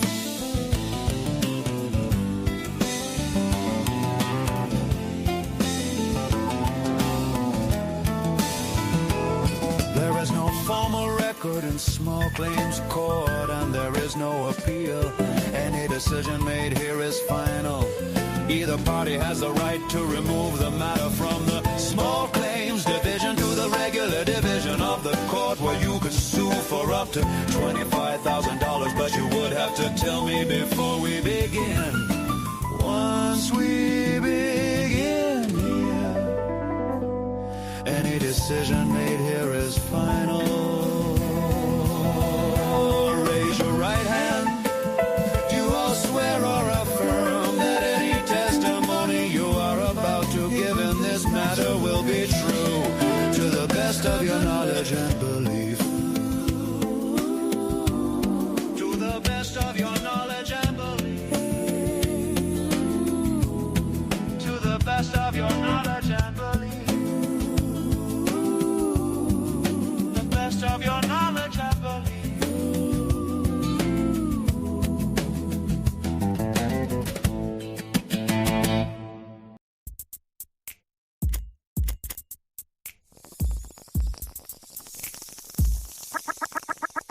trial.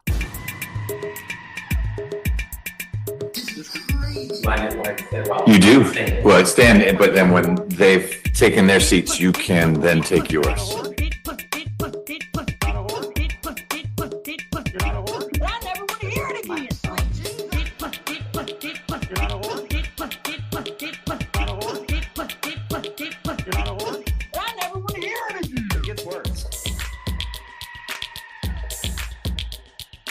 There were drugs involved that were given to me that ended up being glue. Like I smoked some glue and stuff. I thought I was smoking crack. Let's go. You didn't say the cat jumped on his meter, did you? All right, the jury. Shut up. Shut up. Shut up. Cat jumped on his meter. Cat jumped on his meter. Cat jumped on his meter. Cat jumped on his meter. Cat jumped on his meter. Cat jumped on his meter. Cat jumped on his meter. Cat jumped on his meter. Shut up.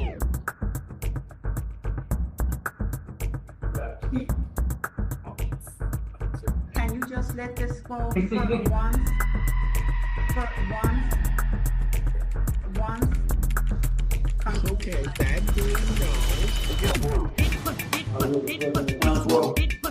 Thank you, Deputy Gordon. Everyone else can be seated. Hopefully you are all as recharged as I am from the break. We are continuing the direct examination of Mr. Terry. Mr. Polanco, when you're ready. Thank you, Your Honor. Okay, I'm gonna start in 2018 after you have been dating since meeting in 2010. You marry in 2018, right? Yes. All right. And in 2018, do you recall the exact date of the marriage? Well, we consummated the marriage and we made a cute little moment on December 25th. So it was on Christmas. But I think that it was a couple days prior that we went there and we went there together and we had this cute little moment where we walked in there together and we signed and everything. And then there was also the thing with Michael Burgess that came to the. I just asked the date. Yeah. Who asked who to marry? Do you know who asked whom to get married? Who proposed to whom? David proposed to me. Okay.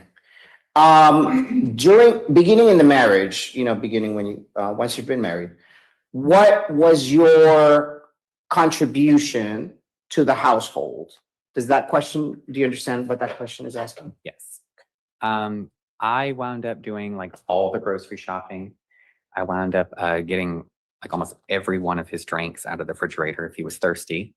I would wind up getting all of his food. I would go and get delivery from Wendy's or McDonald's or Taco Mac and this would be like at some days even I would go for breakfast and then I would also go for lunch. I would also go for dinner. I'd also go for a midnight snack. So I'd always be out and about and I would always be like at David's beck and call.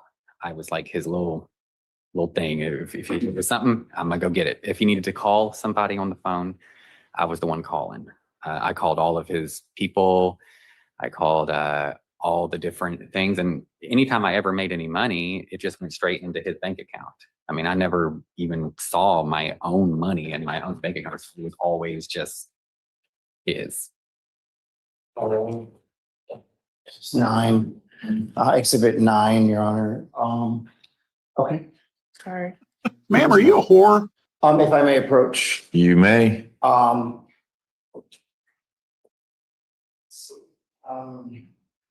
Behavior in this case is I'm gonna show you disgusting. the document, and if you can just let me know if you recognize it, and if so, what is it? Yes. Okay. So this right here is like a Don't get into the contents, and you may not have been, but just generically describe. It's a ticket stub, or it's an autographed baseball, or whatever it is. So it's like a resume of how I helped David out with his his growth and his career. What is the vehicle? In other words, not what the content is, but what is the page show? Or what is? It shows what I was doing. Is it a Microsoft Word document? Is it something that you wrote on a chalkboard? It's me and David created this together. It was like a resume for me to be able to send to people and for him to be able to use whenever he was going to wind up getting me a job, like doing things or whichever, like, and I would be able to call him or have him be the person that they Who call. drafted the document? We did it together, but I believe David was the one that did all the polishing on it and everything. Like we sat down together and realized what did I do, for him, because we had our own business. That's fine. Is it in the form of a text, of a email, text message, Word document? Yeah, it might have been like a Word document. I'm trying to think about it. I guess it was like a Word document that he wound up sending me through a text message, like, hey, this is the final draft. Huh? Is it in a bubble? This is a bubble, yeah, and like a text message bubble here. The text message bubble? Okay, Your Honor, with that. Any objection to respondents 9? Judge, if we can just have some clarity on who sent the text or that, I didn't hear that. I didn't say it, but is this a text message that you sent to somebody? This would be like a text message that like I've received from David and I then sent to places or whichever else. Like this would be like my little resume thing, like this would be like what I would send anything I would be interested in, like doing a job for. Okay. If the witness is stating that the text that he's looking at, he received from my client, no objection. I think that's what you said, and then you may have forwarded on to others. Yeah, like I do. Like I remember us making this together, and then this would be exactly what I would send. Okay, I'll admit. My resume. This would be the resume. I understand that. I'll admit respondents 9. Okay. And can you read for us the first paragraph of your resume? Yeah. Or excuse me, Do you let me have publish it. Yeah, let's get it on the screen, please.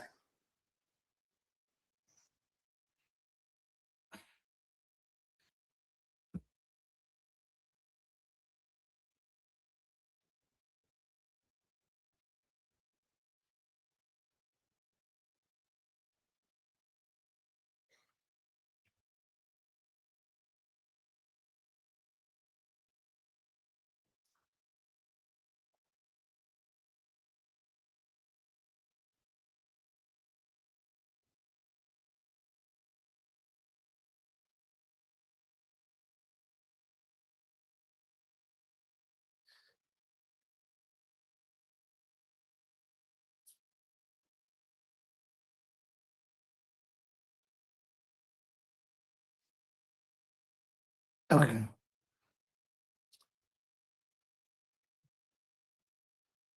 So was this I'm trying to.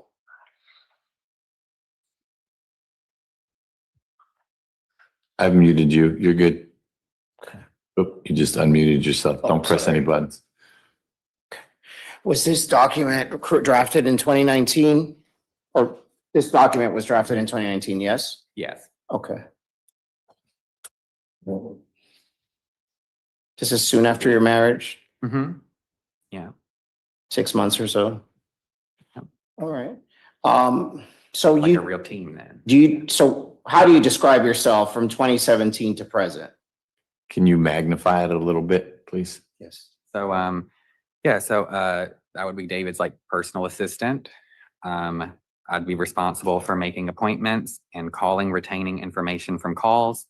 I'd be responsible for picking up food and delivering it on time. I would be cleaning the house, and I would also take care of the dog during whenever he has out-of-state business trips. Whatever, go and away. I would there, have to maintain any other tasks required in order for everything to operate smoothly. Mr. Cherry, does that mean that when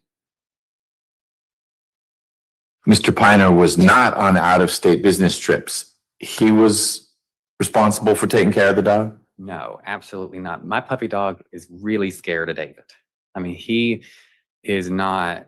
I won't take you off, Mr. Piner, but the answer is that when Mr. Piner was in town, he wasn't the exclusive caregiver to the dog. I was like the only caregiver. for the dog. And Okay. he would have to if I went out of town, but I would only be able to go out of town for like a couple of days because Sozo couldn't handle being around him at all. He would start poo-pooing around the house and would not be able to be taken out. So you describe yourself as a personal assistant from 2017 to that day, which is 2019. But before that, so going down further in the resume, you describe yourself as 3 other things. So I really want to go very, very superficially over that. I do not want to spend a lot of time on it, okay? But between the job immediately before personal assistant, it says customer service. Who are you doing the customer service for? Is it David or something else? Yeah, so basically this would be me helping David out, me like talking to people that David would be talking to, or just assisting David in his community outreach, or the way that he would he had like a little bit of a different job kind of back then. So it was more like it was like doing YouTube videos as well. Like I would do YouTube videos. I would just constantly be like a very friendly, happy vibe that was always around David. That we were just always around each other. And before that, it's content writing and gaming and content developer. Yeah. Is that related to the online games like yeah, so I would Second Life or World of Warcraft? I don't know. Yeah, so he was like a writer, and I would help him come up with ideas, or I would like help him like write, because he would have to we would always be around each other. So he'd be sitting in there just typing up, and he would say like, is this good, or should I do this differently, or should I do that? We were even talking about me getting a job at 10 Ton Hammer. I even like applied whenever I was at my grandma's house, I believe. I wound up applying to his boss or whichever, and they wound up not needing me, but we tried. And I still was doing the same thing with him. I mean, I would just sit, so I was sitting right there with him. So I would just help him create content. Did you get published any articles in the online magazine? No, so everything that was ever published was always published under his name. It was like a Zarin, or I think that was the name that everything was published under. Okay.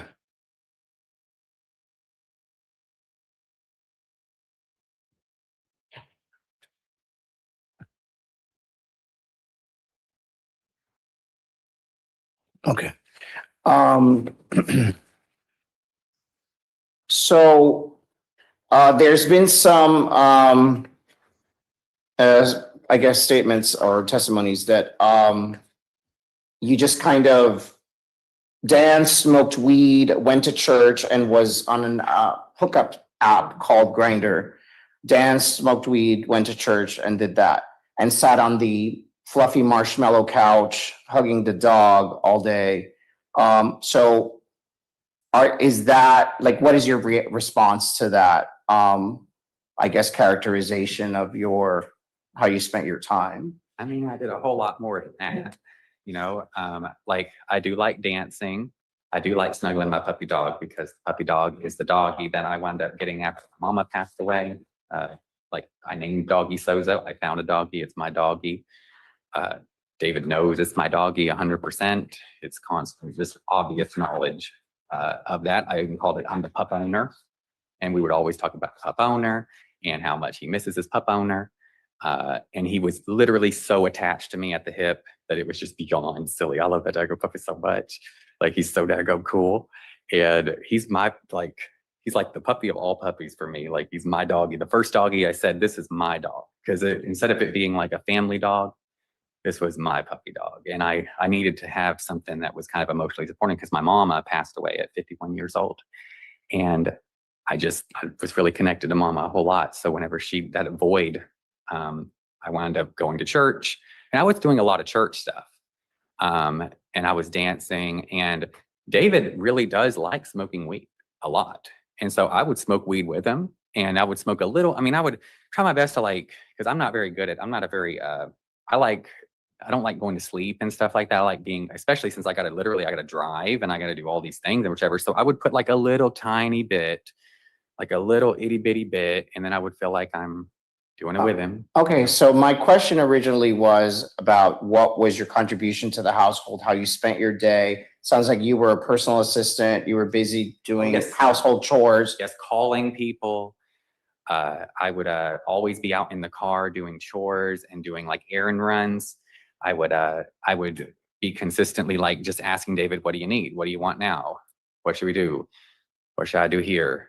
What should I do there? He would ask me questions like, what do you think about this idea at work? Or what do you think that I should do here? Or what do you think here? And we would just always be talking about it. We were like a little teammate, like little bundle. And like it was just every day was very like go, go, go, go, go all the time. Okay, there's been some discussion that you got Social Security disability. What do you remember the years? I How do many know. years? Yeah, I mean, it was quite a lot of years. How many? I mean, I believe it was like over 5. Okay, around 5. That maybe like 7. What year? Okay, do you recall 2013 to 2020? I mean, in other words, can you estimate the years? Not really, because the way that it wound up working is David wound up saying, we need to get you, like he was saying, I need to get on disability. He was saying that my brother needs to go on disability. My mom needs to get it. It was whenever I was at Nana's house, and he was like, I understand how to do it in a way to where we're going to be able to like get you like income, and you should get on it because you act this way or you act that way. And then he like helped me write it all up and everything. And I wound up getting on it. But the way I got on it was he went with me to the doctor, and then the doctor asked questions, and just naturally I kept saying like, what should I do, David? And the doctor was like, no, you're supposed to answer the question. And I was like, okay. And then like he asked me again, and I looked straight at David and I was like, what is it? Which one is it? And it wound up from me doing that, he said yes to the disability. And I started getting the payments and the Medicaid or whichever. When? It was whenever I was still at Nana's house. That means Indiana, or that means Statesboro? So before you all moved to Atlanta? Yes. And when did it stop? After we got into this apartment, because he wound up saying like, well, since you're so close with God and everything, you don't need this anymore. So I didn't send it to him. And I didn't know he didn't wind up sending the letter. And so I just found out by them sending it to me that I'm off of it. And I was How like, much did you get each month? I think it was like $860, though 100% every single one of the checks, I saw none of them. It went 100% into his checking account. And I was just feeling good because I was like, well, I'm contributing that. So now I did good, but I never, ever saw that money. Do you remember if the payments stopped around the pandemic or people wearing masks, or was it before the pandemic in 2020?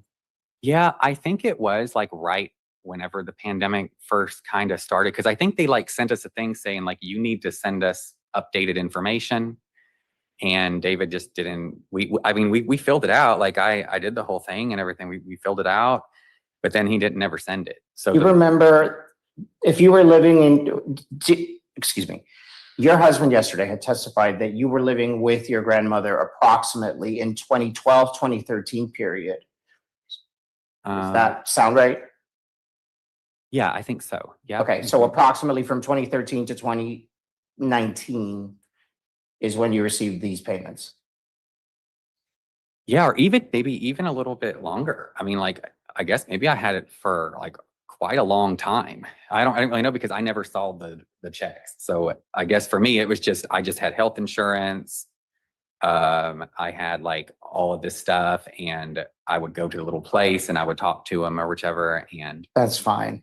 In 2018, when your mother dies, did you inherit a Nissan 370Z? Yeah. So the way that it worked was Nana, there was no will. So Nana wound up getting the car, and then I wound up getting the car from Nana. So Nana wound up taking me to the little title place or whichever, and they wound up, she wound up signing the title over to me. Was the car paid for? Yes, fully. There was no payment. Okay.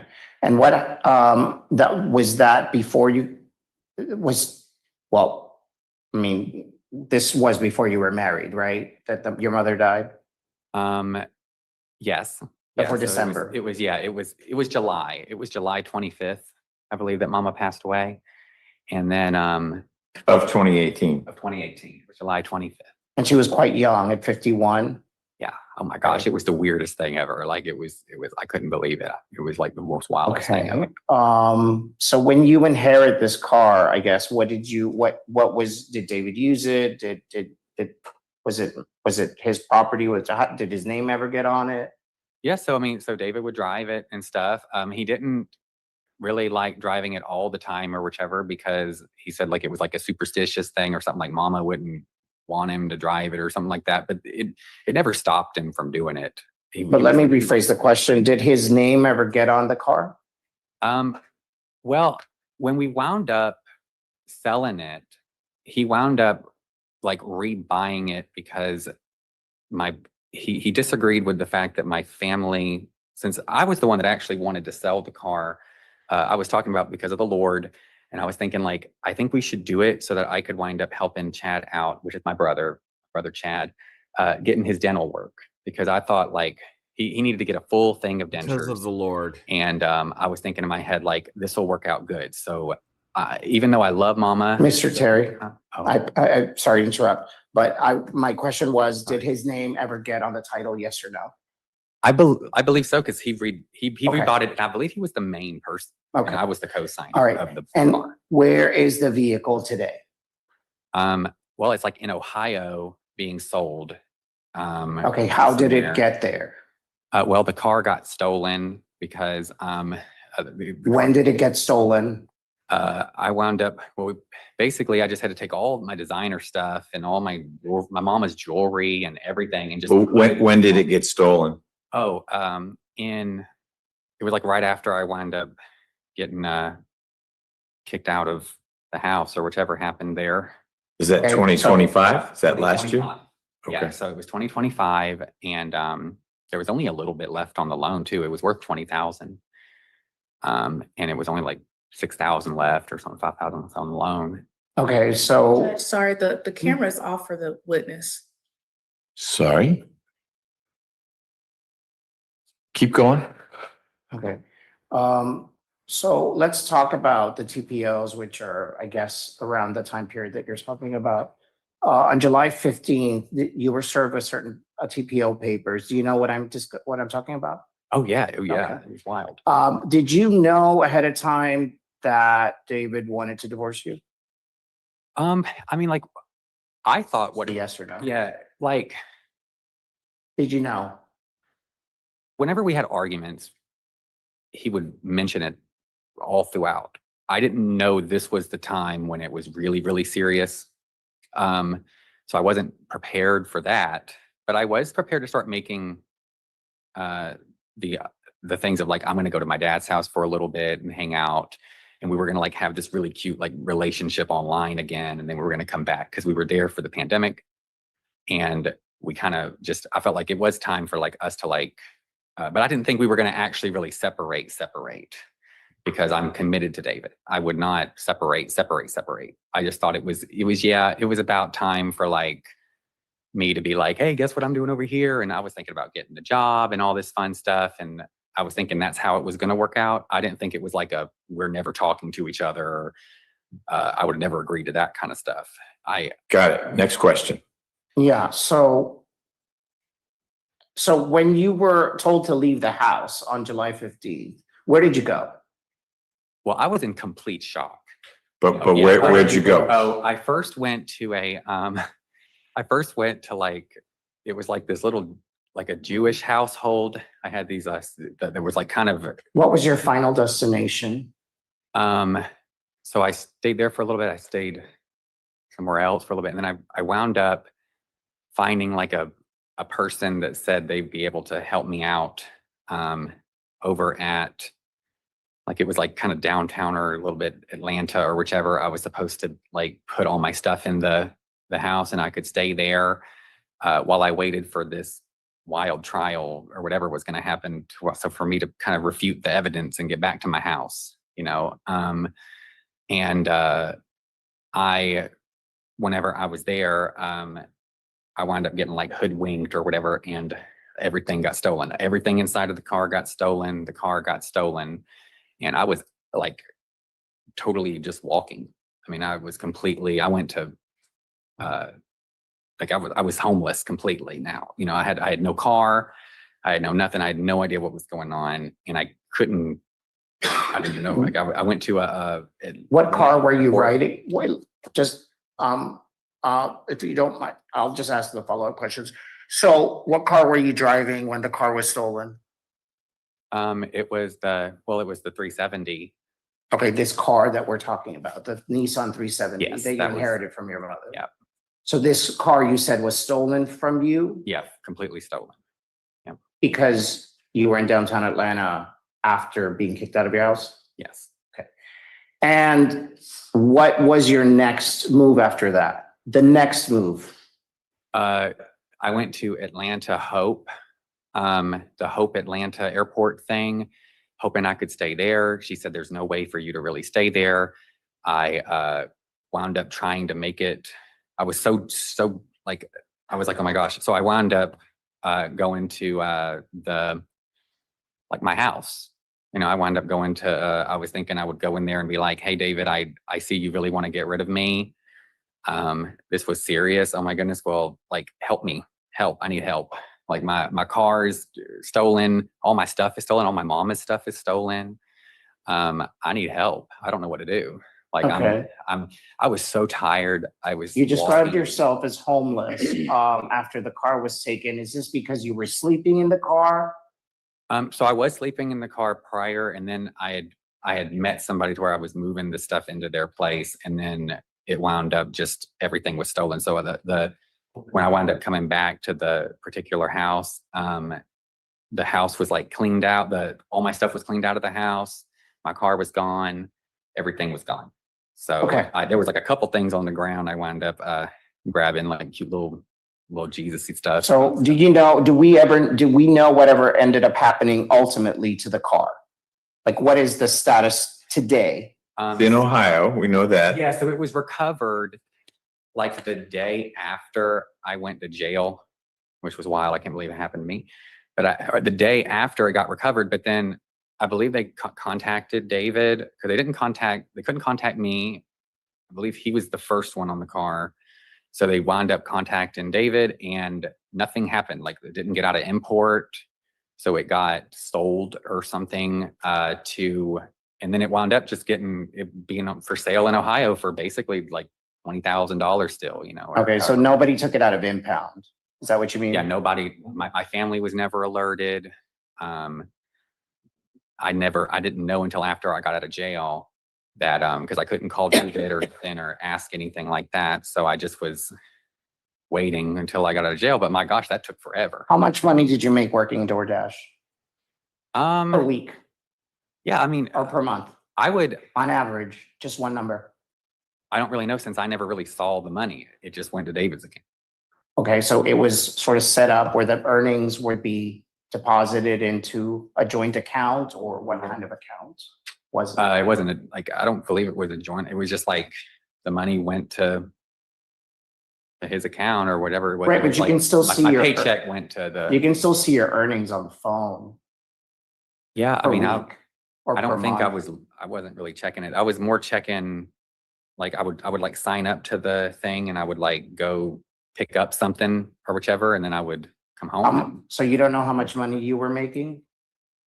Not to be able to really say it. How much did you work in DoorDash? Did you work a lot or a little? Or? It was like 2 trips every like 2 days or so. Like it'd be like whenever I could squeeze it in. There'd be days where I would do more, or there'd be a day where I would do one long trip and then I'd be like, whew, like that was a big one. And so I'd like but it was like off and on. Like some days I would do 3 trips. It would all depend on like if I could kind of squeeze it in between already picking up David's Whenever stuff. So you I was like squeeze it already in, for DoorDashing sure. for David, but then I would We're not DoorDash talking on about top of that. DoorDash. You know, Okay, basically. and there was also some mention of you going downtown to do community outreach or I don't know if it's like fundraising or something to that effect. Do you know what I'm talking about? Your husband Yes. had testified that you would go downtown to Yes. either raise money or something to that effect. Yeah, it was like this, Work.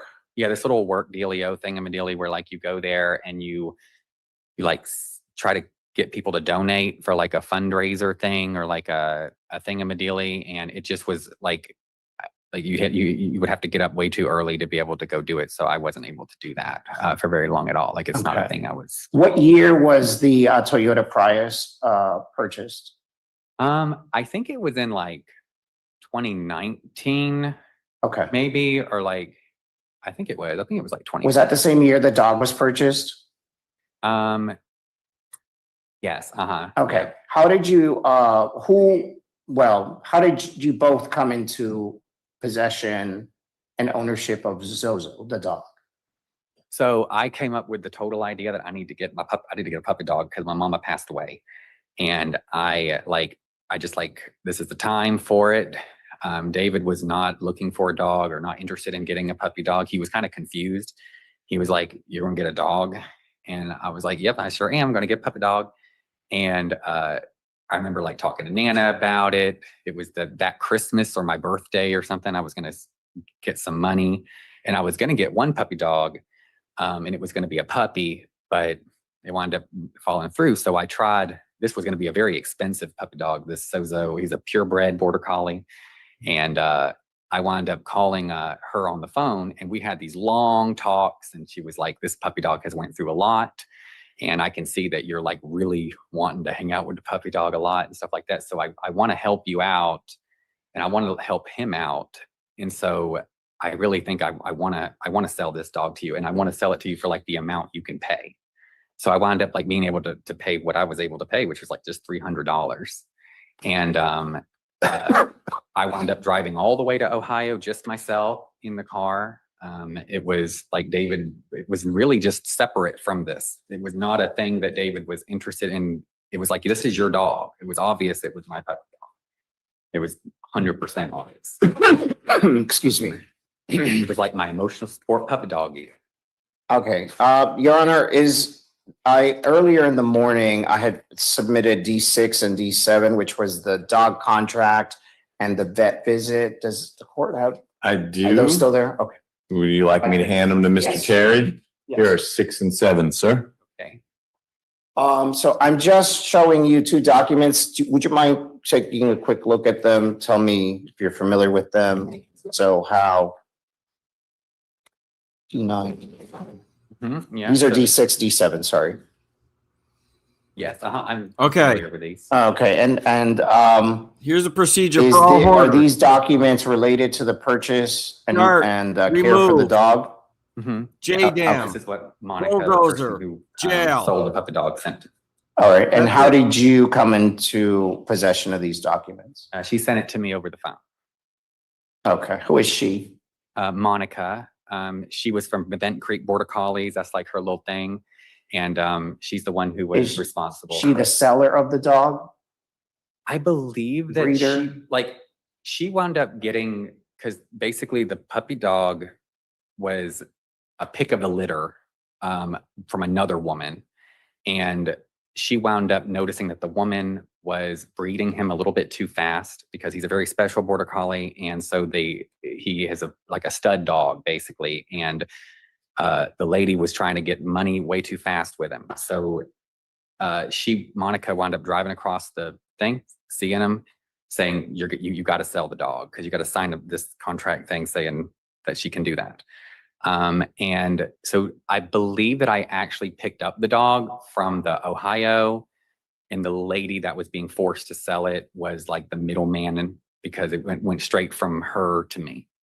So I don't know if I picked it up from Monica, but I picked it up from Monica's friend. It was like a friend of hers from another border collie place. All right. Border collie. Ms. Yarber, do you have any objection to the admission of Exhibit 6 or 7? You did before through a different witness, and you may still, but are cut to that chase. Judge, it's the same objection of hearsay. I don't think that it would fall up under business records of session. Monica's not here to prove that this is the document that she gave her, but nonetheless, if he's trying to prove that he purchased a dog, okay, I'm not certain what the documents would help to show the jury anyway. Okay. Anything else, Mr. Polanco, as to exhibit 6 and 7? Legally operative words. If a person in a commercial transaction says, I accept, the statement I accept is not hearsay. It is a legally operative word. It is non-hearsay. Hearsay is not the correct objection.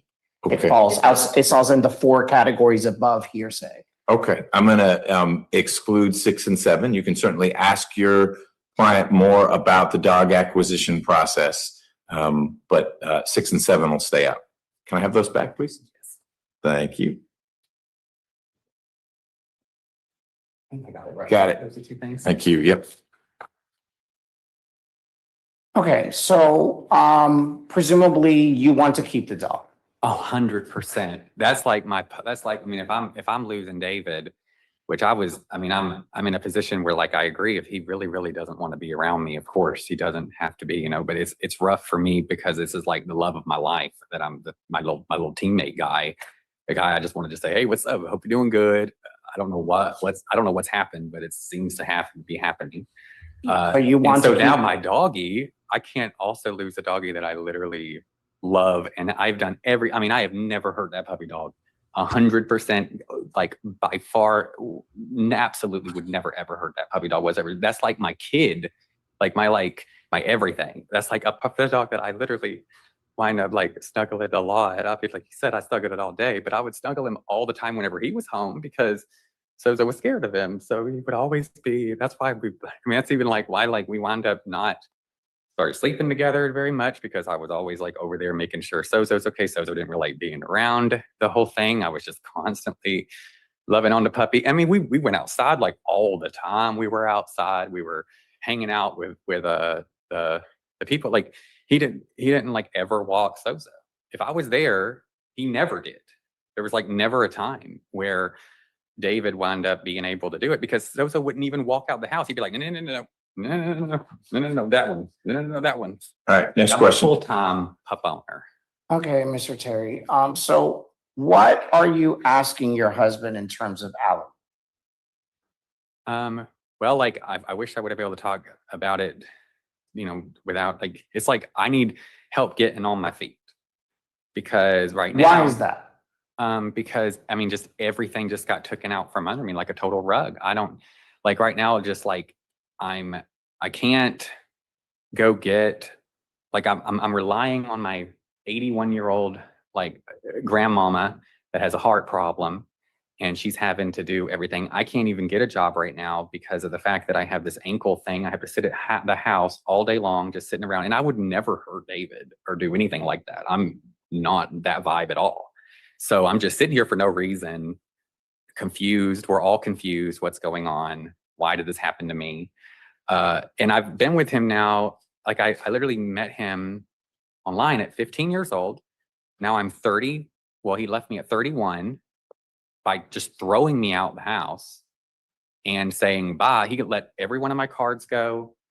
He did not pay a single thing. I have no insurance. I have no anything. I've just been thrown out of my whole life, my everything, including the guy that I literally like would just want to help even now. Like even if he was hanging out with some other guy or if he was being with, I'd be like, yo, what's up? How you doing? But I can't even do that. So I'm just like sitting here completely messed up. I don't know what to do. And I need some help. I need like something. Like I need like I would love to be able to like I don't have any money for a car payment. I don't have any money for insurance. I got my teeth messed up. Like there's like a tooth that literally messed up, and You don't need to show anyone. Oh, okay. That. But anyways, I don't have dentists. I can't go to a dentist, so it just cracked and fell. So I guess the reason I asked this question is because it's been asked before, is that two things. Number one, that you want to be taken care of for the rest of your life. And number two, let me finish, that what happens when a person refuses to accept responsibility when they're able-bodied? In other words, your marriage has lasted approximately 7 or 8 years, from December 2018 to present. And the marriage presumably will be dissolved by this jury or ended in divorce. So considering the length of that marriage and the time that you've been in that marriage, the question becomes, well, you're still young, you're still healthy, you're young, you can go out there and be able-bodied and get a job and help support yourself. Yes. So those two things, Yes, and I the just need- permanent and the able-bodied. what was the first thing that you said? Permanent. Yeah, so I'm obviously not looking for this forever. I don't think he should pay me like for the rest of my life or anything like that. I just need like an amount to where it makes sense that we are deciding, like, because I want to get good enough. Like, I want to be like good. I want to be able to have a car. I want to be able to like have a job. I'm not looking to be taken care of. In fact, that's why I decided to say to him and make these choices that, okay, I will wind up start working on leaving. I mean, I was actually working on it whenever all this happened. I think that's literally why it happened, is because I was actually taking him seriously for once. I was like, okay, I'll start really working. And then all of a sudden I just got it pushed. I mean, like, okay, well, how about this? Boom. So now I'm in a position where everything's a shock. Like, my family had to do all this crazy stuff with jail, that why am I there? There's all this insanity because he put me, he did a thing in jail that said I get nothing. Like, we were so stressed. My whole family, like, we couldn't afford a lawyer. We had to have God's graces with Carlos, but like, I literally was served a paper in jail that said you get absolutely nothing, and I'm stealing your puppy dog. Like, I'm totally stealing him. Like, you kidnapped your dog, and goodbye. By the way, you can't talk to me. Judge, I'm going to object to narrative based on the question the council asked about what is he seeking for alimony. Okay, let's get back to figures. Oh, Yeah, permanency, not permanent. You do not want permanent. So for how long do you want it? Or, I mean, just more or less. Yeah, like, I think like from like 3 years to even if whatever the jury decides, however much, if it's like 1 year to 3 years, however much. If it's like 2,000 a month to 1,500 a month How or about something like that. And you've already heard that your spouse How's was that revenue? earning approximately 130,000 per year at Virtual Marketing LLC, which is a contractor for Fiserv, including discretionary bonuses at the end of the year. And you've also heard his expenses. His expenses are substantial because a lot of eating out and stuff like that. But which you're aware of because you were going to get those foods. But my question is, so do you feel that he has the ability to pay that, given your experience of what you know? Yes, 100%. Yes. And I want it to be fair. Like, I want this to be like an actual, we go our separate ways or whichever. He says he wished me the best. I wish him the best too. I want him to be kick butt and awesome. And I'm sure he wants me to also grow and become somebody that 100% is doing good. And obviously we agreed fully to be with each other forever. 100%. Like, it was guaranteed, like that was supposed to be the guaranteed thing. And I hit 31 and all of a sudden he's like, oh, bye. And it's like, I'm in a position where like, I don't know what I'm going to do because I wasn't expecting this at all to happen. Just like, bye, without any explanation or like any understanding of why this was happening. That's going to be my last question. So the reason or the expressed reason, stated reason for the divorce, is it financial? Because there's been some complaints that maybe your overspending may have contributed to some debts. Your husband says that he has debts, that he has caused him a lot of financial stress. So that's one thing. Okay. The other thing is this religious element to it. There's a lot of references to Jesus and of the Bible and how this is sinful and I don't know. So can you describe like what you see? Well, let's just address those in pieces. So first of all, the financial. Is it true that you overspent, and did that contribute to the falling apart of the marriage? Well, to me, David loves buying like Louis Vuitton and Burberry and like from the stores, so this is a lot of money stuff he would buy. Like, he would buy $400 video game here. He has like this video game collection that he keeps showing me, like, look at this, look at how much I've spent in this thing. This thing's worth $24,000, $28,000. Like, look at all this money he spends so much money on these high ticket items. So for me, I would like go online onto this ThreadUp thing or whichever, and I would get like a cute little thing, and it would be like $15 or like $20. And I'd be like, yes, I did such a good job, you know? And it made me feel happy because that was kind of like my little thing I did for fun around the house and stuff, was like, I get a little $10 thing here, or I'd get a little $15 thing here. I didn't really want to spend $800 on a thingy, but like that's what he loves doing. So we kind of balance each other out. Like, he would get the big giant ticket item, and he wanted to get me those items. And I kind of felt a little bit uncomfortable a little bit every time he did, because I was like, ooh. So for me, it didn't seem like I was spending that much money, like going to Goodwill and getting like $10 worth of stuff, or $5. Like, look, and I would go there on the 99-cent day on Monday and stuff, and I would try to get like a couple things. It just doesn't feel like I was really spending all that much money. Or like a little buy now, pay later thing. It would be like $5 every 2 weeks, and it would be a $20 item, or it'd be like $15 every 2 weeks, and that's a $60 item. Like, it wasn't this like huge giant thing. He wanted to buy me the big ticket items, and I thought that was cool. Like, I was like, this is cool, but Okay. that's not what I really like. So would it be true or false that you overspent and contributed to a large portion of those debts? True or false? False. Thank you. I'm gonna show you a document, and I just every way. want to focus just real quick. Tell me if I may approach. If you can just tell me what it is, or if you recognize it, and if so, and then that'll be the last exhibit. Okay, I'm gonna read it. God, this guy. Well, what is it, generally speaking? Before you worry about what the words are you looking at the Constitution of the United States? Is it a text Oh, it's text exchange? messages between me and my husband. And what number is the exhibit? That'll be on the front page, very front page. 15. Very front page. Wait. No. Mr. Terry, that document, what's on the very front page is an exhibit Oh, number. it's exhibit 15. 15, thank you. That's already in evidence. Is it? It is. Okay, I don't know why it was here, but okay. In the last page of that document towards the bottom, and I'm sorry, let me publish it real quick. Okay. Yeah.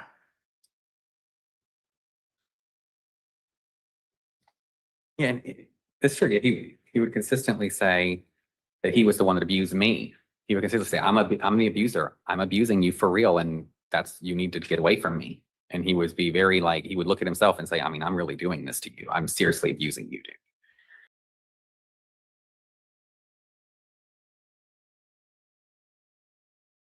Abusing me? You know, like, please don't be mean to me. Okay, so starting here at the top of the last page, I believe, it's your husband talking about how Jesus has, this is written in 2022, December of 2022, and I believe you had taken a trip to go visit your father. So you're talking about Christmas, and there's some discussions about getting. Jurors can't see the. I see what you did there. Needs to be a little bigger? Yes. All right, let's make that bigger. All of them bigger. We'll work on it. I'm just really so bad at this PDF stuff, and now they move, an AI moves them, so I'm not the Let's best not at blame it. AI. Let's just blame you. Just magnify, hit that little magnifying glass. That one. Even McBurney Nope, said so you no. keep going down, go up. No, I'm literally clicking can't be minus and upset. plus. You can't Right, don't click minus, only click plus. All right. But then that's too much plus. It's not too much plus. You're gonna scroll, it needs more plus. Give us more plus. Let me go up. Okay. All right, so I guess he's being a bit. More plus. Can you? Closer? Yeah, you there. There. Okay. And then just scroll where you need to scroll. Okay. So Mr. Piner is again, I'm gonna call it the white bubbles, and you are the gray bubbles. Is that correct, Mr. Terry? Yeah, Okay. I'm the gray bubble. All right. What are the questions you got, Mr. Polanco, for what's on the screen here? So in this conversation, which is talking about the religious aspect, the second point that I was trying to make, right? Your husband is writing you while you're in Arkansas, kind of like how we got married on Christmas before the pandemic. Now that it's over, we should get divorced of this unrighteous ideation and yoke ourselves to Jesus instead of each other and live our lives from this point on separate and the way God originally planned. So when you received these text messages, was your understanding that your husband was being sarcastic, that he was throwing back words at you that you had used after your mother died and had found religious conversion? Or was that he was going through some sort of ideation and sort of, I guess ideation would be one way, and sort of having difficult, I'm not sure. What was your interpretation of it? I never really knew what he was doing when he was writing this stuff to me. I was taking it seriously, but I also was like, whoa, like that's really harsh and crazy and wild, and it makes me feel like not so great to read. But like I also love you, and like it's good you can use your words to vent at me. But like I always didn't want to take him that seriously. Like I felt like if I took him seriously, then it would get worse. So I would kind of be like reading it, and it would kind of make my tummy go like, ooh, that's not really all that great. But then I was like, but maybe he's trying to be funny. Maybe he's just joking. But also there was a feeling in my head, like maybe he's not. And maybe I I don't know what parts are like really serious. Cause like he says, like, he's shown me I don't need like sex and I don't need affection, and needing it just hurts the person you're abusing more. Like in my world, it's like, but we do have sex, but like we sometimes, like after my mama passed away, there were moments where I didn't really feel like doing sex, but then it never ended. It was like well, remember that one time that you said no to me one time? That means that you don't want to have sex at all anymore. But then the next day it would be like, so I'm in the mood to have sex now. And I'd be like, oh, well, cool. But then the next day it was like, you can't have sex because of Jesus. And at one time, like,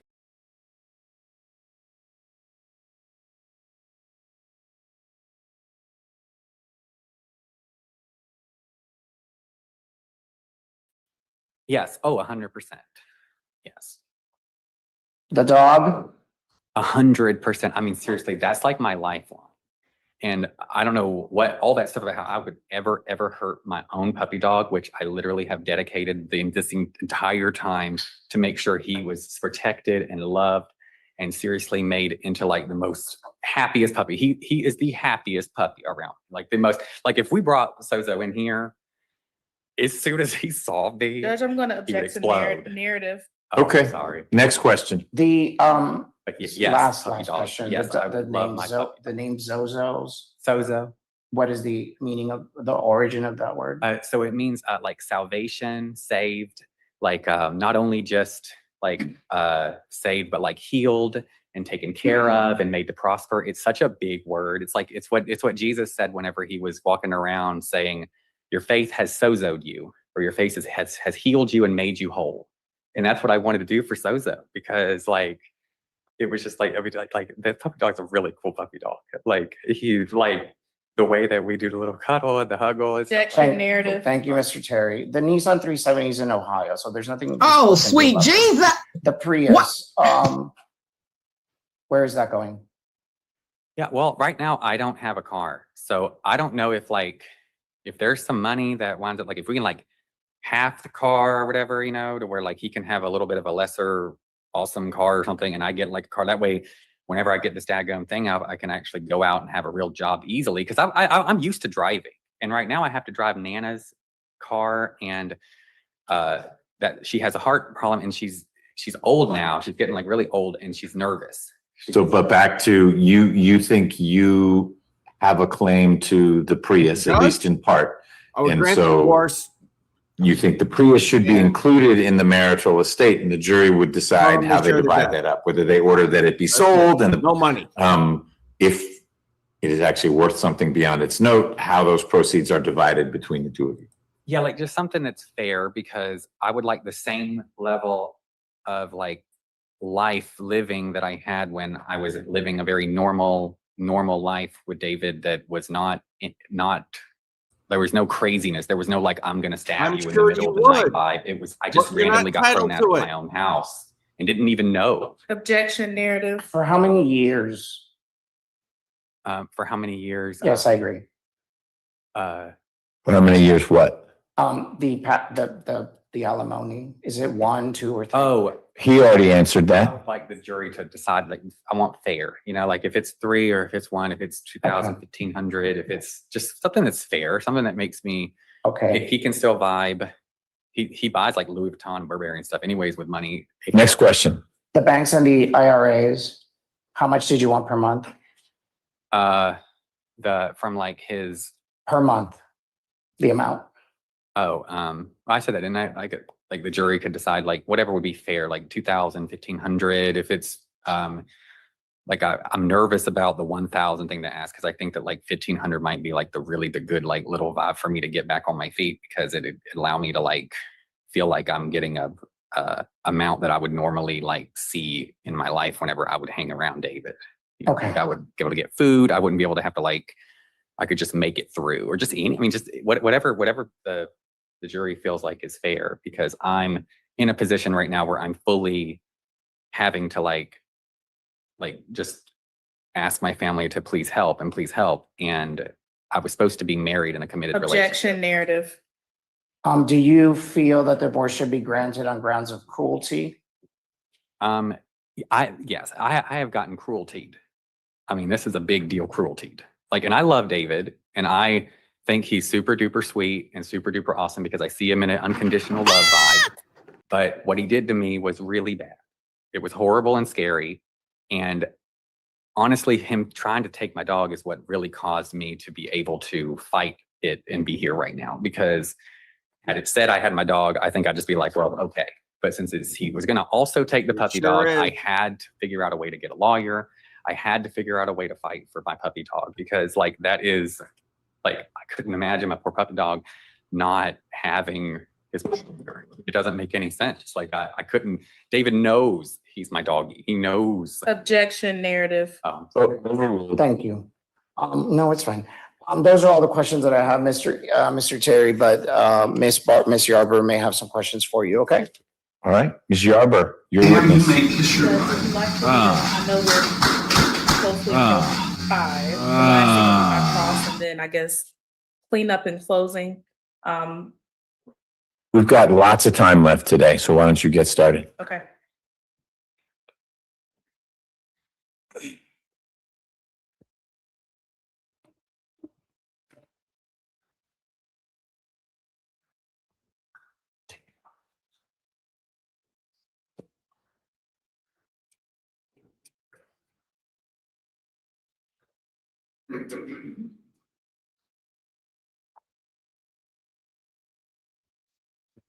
Mr. Terry, you stated that you recently turned 32?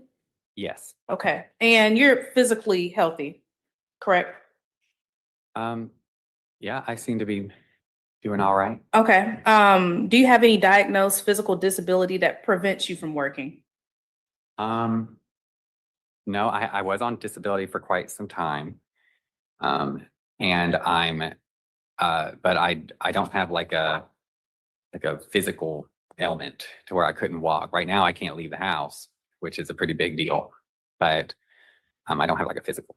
Okay. And you have no diagnosed mental disability that prevents you from working, correct? I don't believe so. I don't like, Just, do you have a diagnosis from a doctor that says you have a mental disability? Yes or no? I don't think so. Okay. Did you graduate high school? I had to get a GED. Okay. Did you go to college or have some college education or no? Are you able to read and write? Yes. Well, yes. Okay. And are you able to use a computer? Yes. Okay. And you testified earlier that you used to do some Ubering, so you're able to drive a car, correct? Took in some classes. Yes, whenever I have a car. Do you have a driver's license? from Georgia? Okay, I want to turn your attention to D9,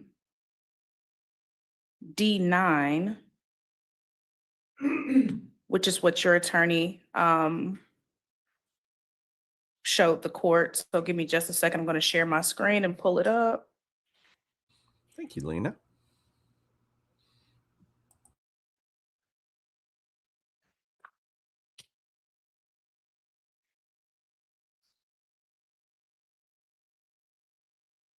Share D9.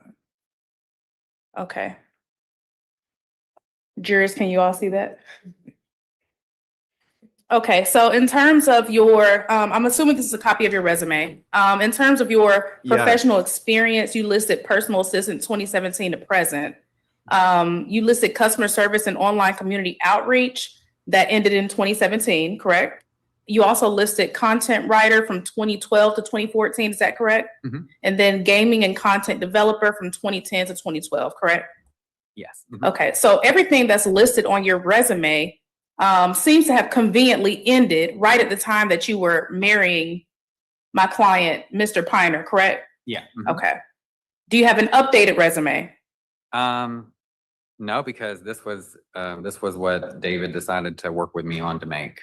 We Okay. made this resume together. Okay, so all of the years of work that you previously did before getting with Mr. Piner conveniently stopped.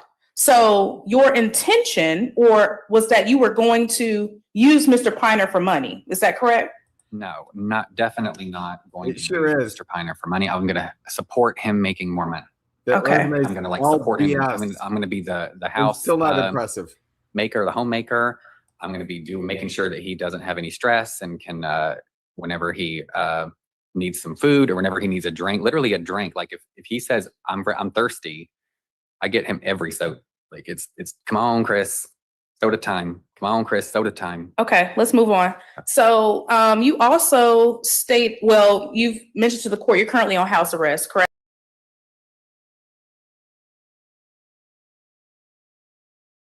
This is a crazy case. So you don't know what it is. Got it. So you're on house arrest. Stop, don't talk over each other. And I know you're trying to get through this. Correct. He needs a chance to explain his answers if it's something beyond a yes or no or 5, whatever the answer may be. Understood.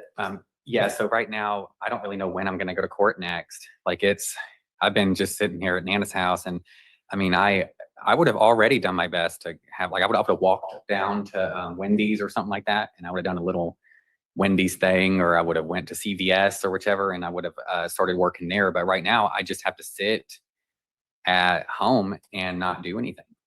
Basically, Okay. I have to just sit. Okay. You're requesting, for lack of better words, custody of the dog, correct? I mean, it is my dog. Are you requesting to have the dog? Yes, 100%. How do you plan to walk the dog if you're on house arrest? I have my brother there. I have Nana there, think which it's she his sometimes dog. goes out for walks and And it's things not like custody. that.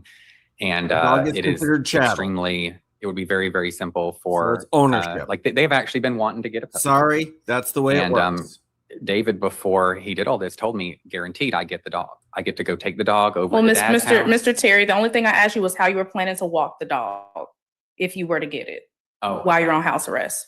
It sounds like you'd rely on people in that household until you. They're down for that because they're looking for a dog. Okay. They want to have the exercise and they want to have they want to walk the dog. Okay. Mr. Piner, my client, has had the dog since you were incarcerated in August of 2025, correct? Yeah, I'd hope so that he's still there. And that the house arrest that you're currently on is a result of a criminal conviction for actions against my client, correct? Objection, misstatement of facts, misstatement of testimony. Conviction is a little ahead of things. Okay. Does the house arrest stem from a case that is currently pending between yourself and Mr. Piner? Not yet. Yeah, it seems like it. We're still discussing our feelings. There's also currently a protective order in place, protecting my client from you, correct? Seems like for some reason he feels the need to have something like that from someone like me. So there is one in place, correct? Is there one right now? So you don't get to ask her questions, but so the question is there a protective order in place? Oh yeah, from my idea, it was ending on July 31st.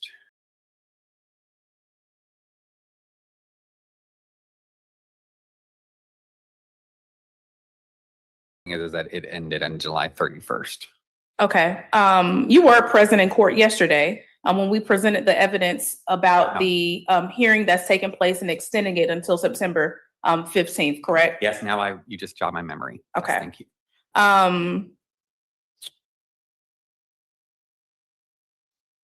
You were incarcerated maybe around 8 months last year.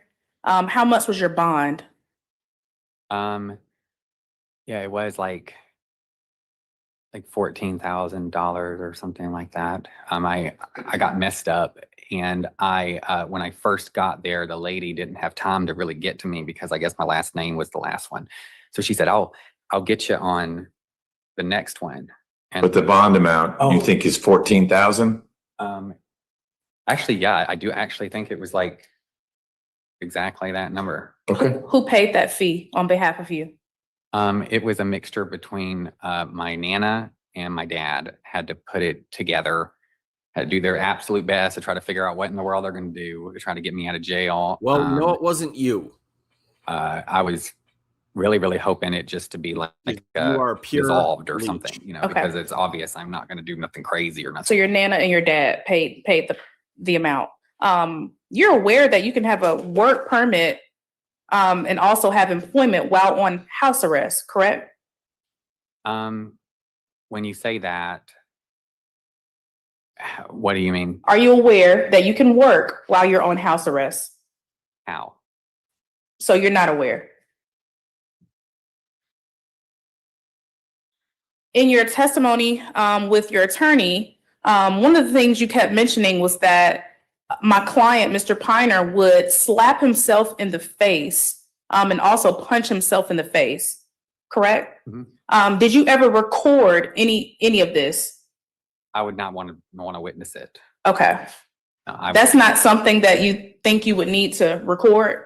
I honestly do not like the idea of doing that kind of stuff because, I mean, I wasn't expecting ever to leave him. I was expecting us to be like a team together. So I don't want to like sit there and be like trying to get evidence for one day, something that I don't expect to happen. I feel like by doing that, it would cause that to become more of a reality. And I would not want that to be a thing that would be, and I definitely am not going to sit there while he's doing it with just a phone going, "Look at me, I'm recording you." I wouldn't do that to David. So you haven't held a real job during the entire 8 years of marriage, correct? I did do like the little DoorDash thing, you know, and the Postmates. I also did this little thing, like it was like a tarot card thing, though not that much. I mean, it was a little tarot card, like YouTube thing where I would do like things for people, like little like readings and stuff. It's kind of fun to like tell them that everything's going to go good for them and stuff. It's fun.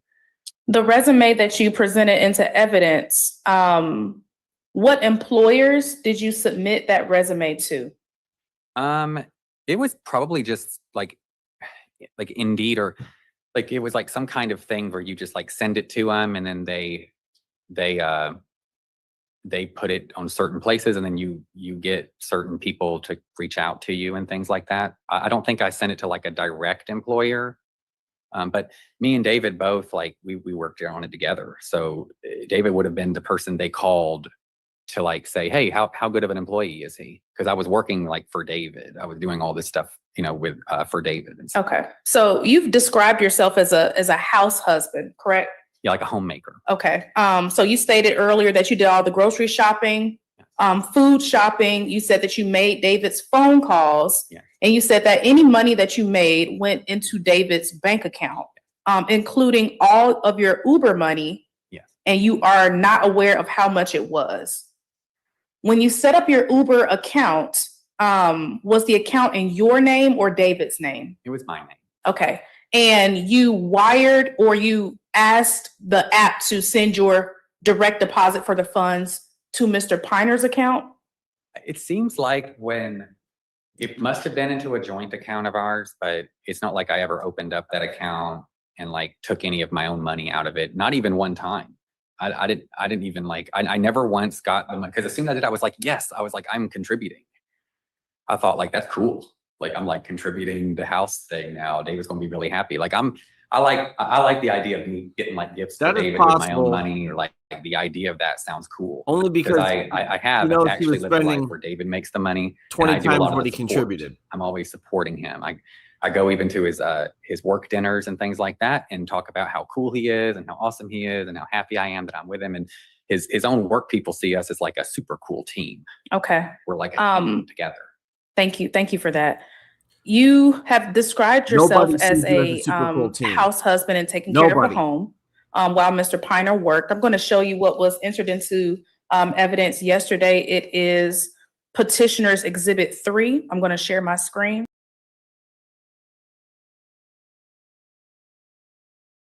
Of you all's home yesterday. Yes. Okay. So what about this? Screen in front of you, is it not showing the same picture, Mr. Terry? So you don't have to look around the corner? Oh, I'm sorry. This says the host has spotlighted your video for everyone. Would you like, I can't really see it. And so is there a button you can press to make that go away? Do I say unmute or stay muted? Stay muted. There we go. Excellent. All right. Mr. Terry, what about this photo signifies that you are a homemaker and you take care of the house? Well, in terms of this particular situation, yes, there is times where I would get behind on it, though this was a house that we wound up living in for like 9 years.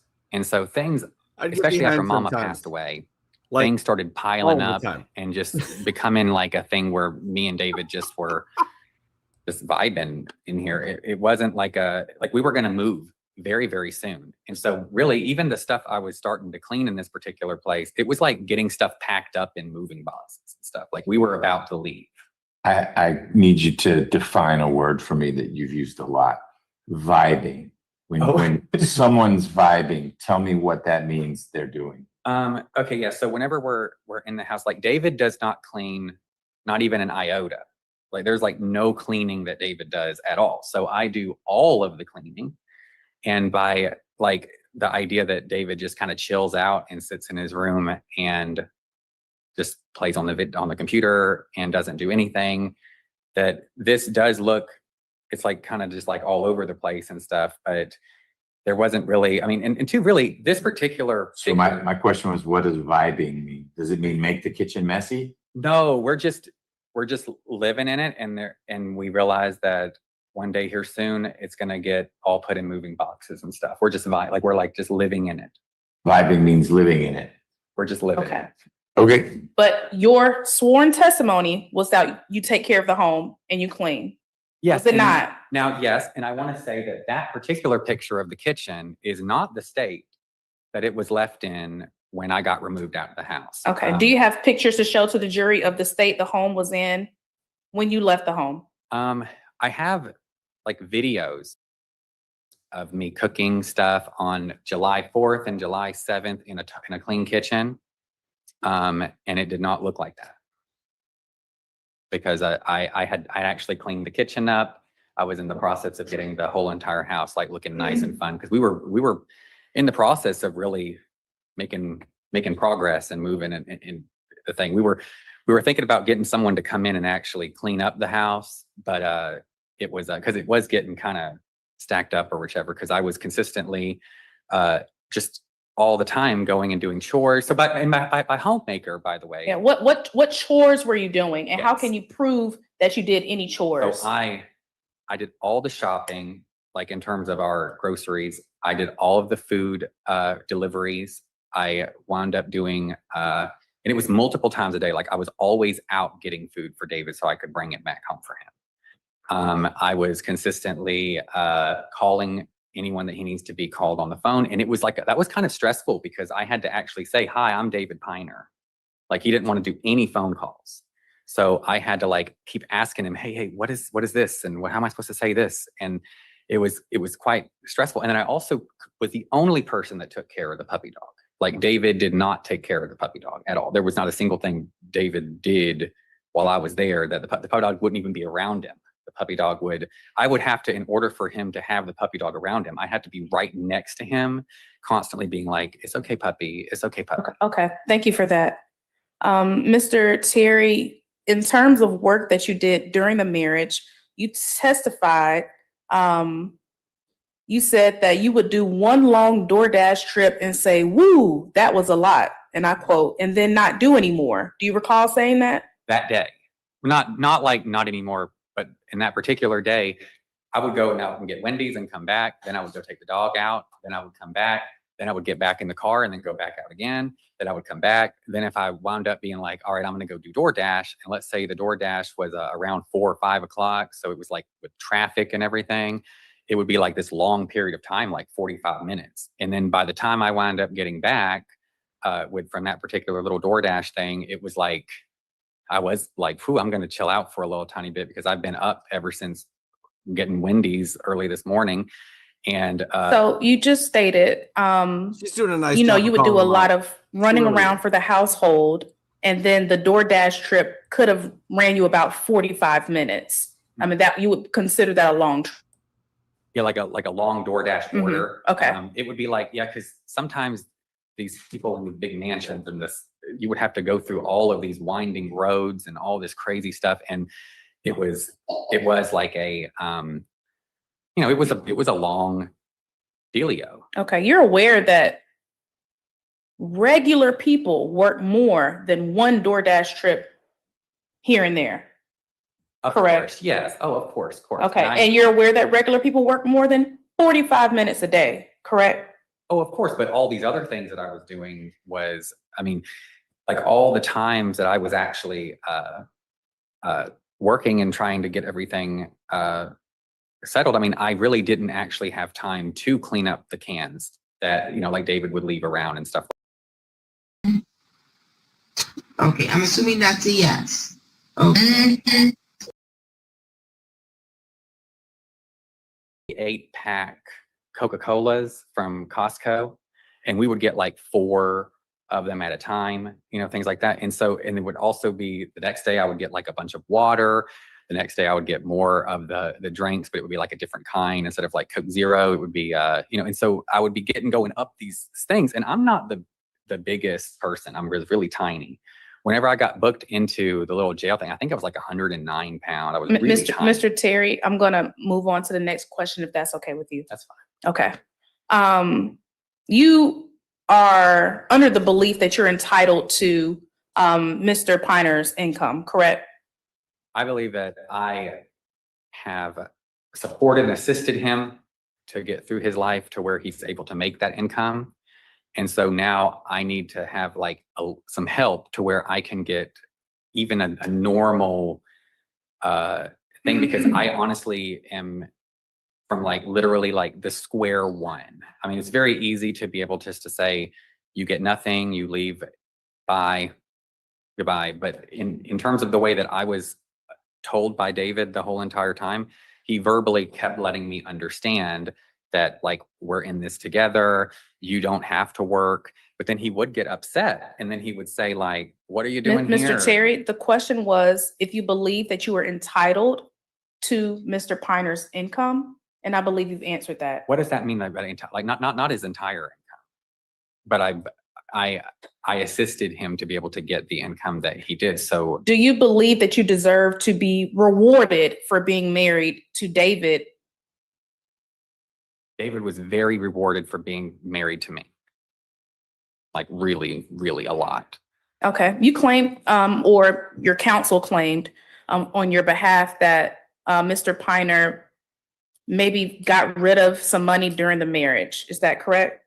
Yes, it did seem like he was by the end of that like July, so a couple months beforehand, all of a sudden all the cards wind up not working.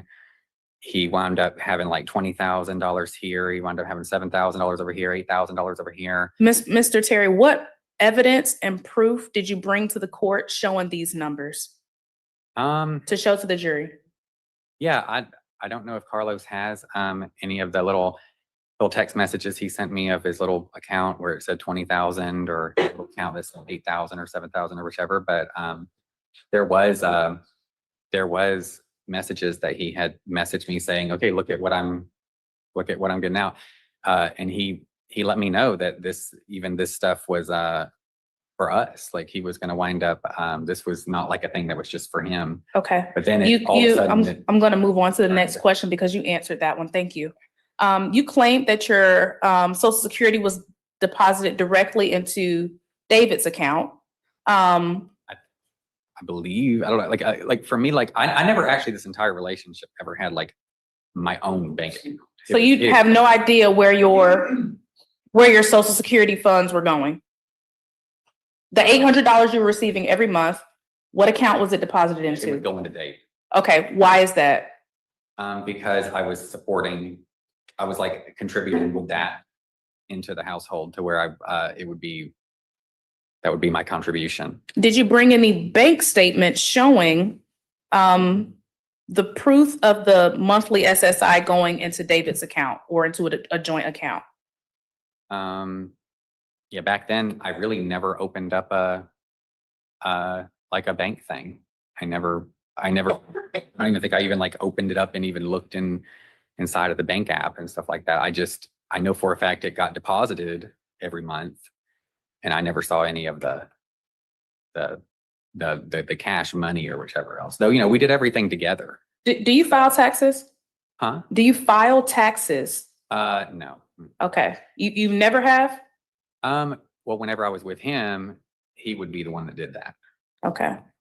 Would you ever sign the tax returns as well? Because people can file married filing jointly, in which case Mr. Piner would sign it and you would sign it as well. I'm sure that's. Oh, he's committing tax fraud. I'm confident. I mean, I don't know, but I would guess he's committing tax fraud, and he's also committing fraud to get disability. I don't believe that your counsel admitted this into evidence, but I'm going to hand you a copy of. Although I think his husband's complicit in that fraud as well. Thank you.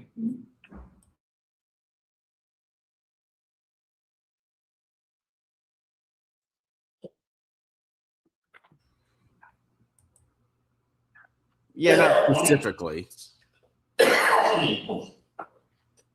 I mean, he knows he's not reporting things, but he doesn't. Judge, I'm going to need a second because it's on the flash drive. I don't believe it's in the exhibits.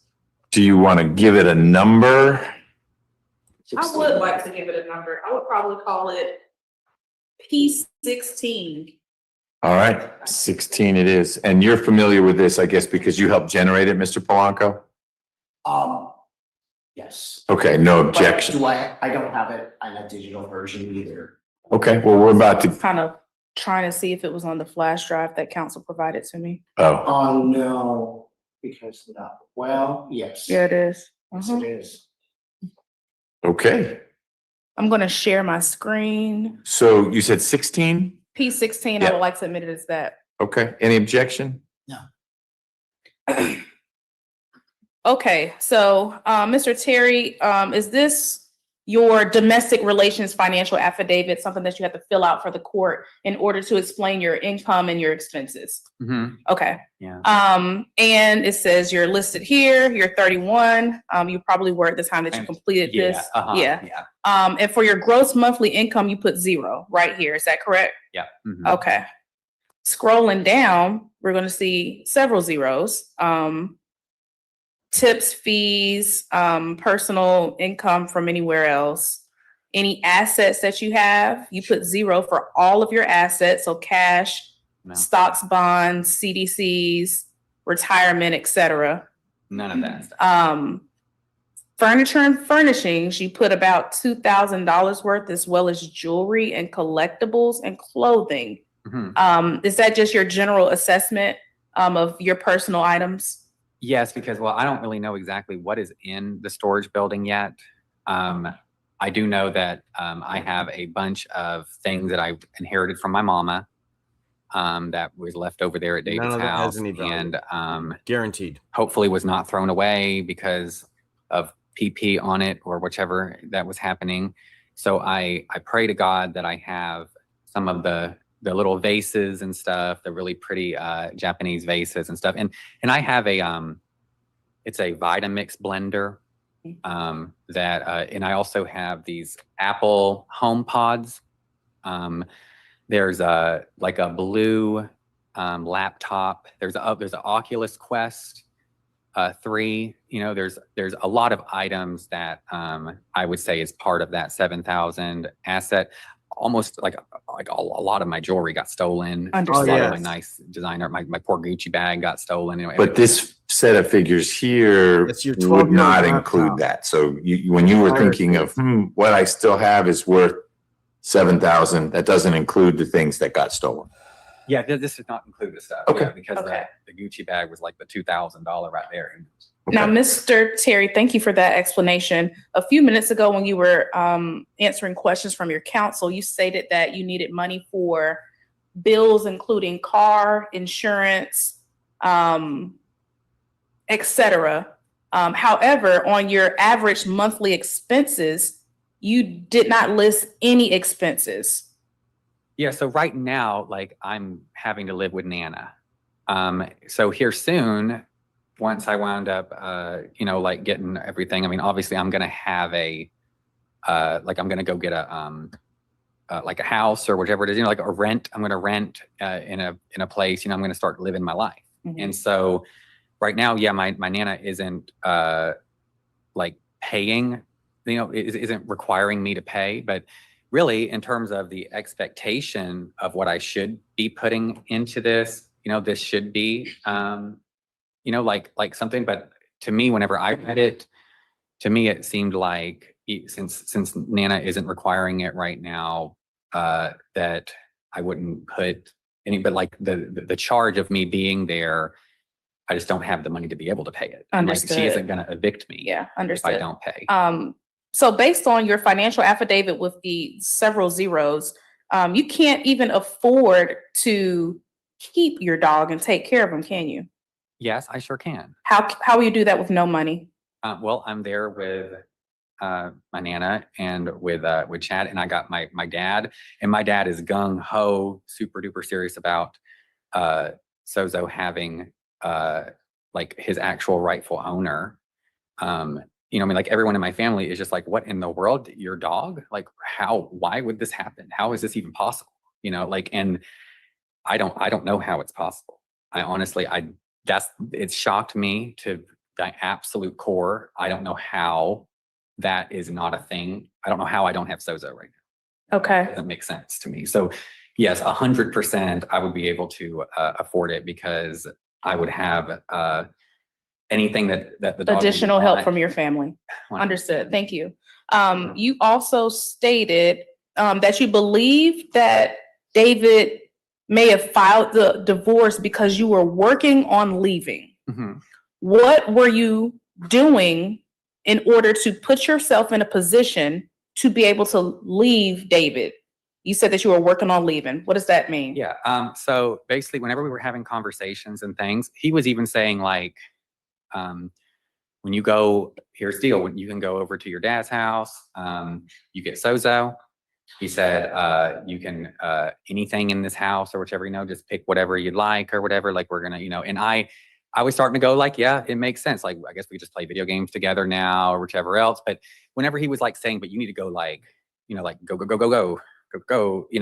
I was like, no, we're not. I mean, I'm in the process of doing it, but like, I can't just like run out thing. I gotta pack. I gotta do all this stuff. And I wasn't even able to do it by the time I got thrown out. Like I was literally like we were like in the process of it actually going on. Like it was just a couple of days where he let me know that I get to have my doggy, I get to have the car, that I get to have the stuff I would like around the house.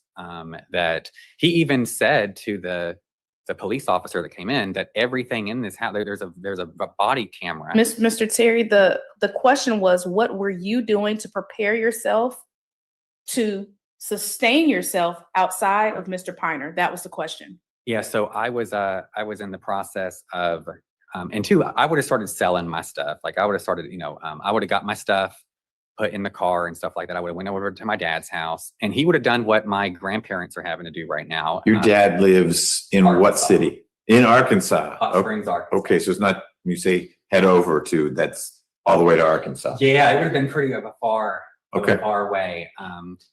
I told David that I would have to put my stuff in right now to be able to get over to my dad's house, and I would come back to go get Sozo. I couldn't just like throw Sozo in the car and just go over there. I need to go up there real fast, put my stuff in the house, and then come back and get Sozo and put him in the little puppy containment device, little containment center in the back, and then bring Sozo up there, because I would have literally have had to take the 370, and there's not enough space for me to have. So I needed to get a good amount, go over there, tell Dad, hey, I'm going to be here for a while, but like you were making arrangements to move back in with your father.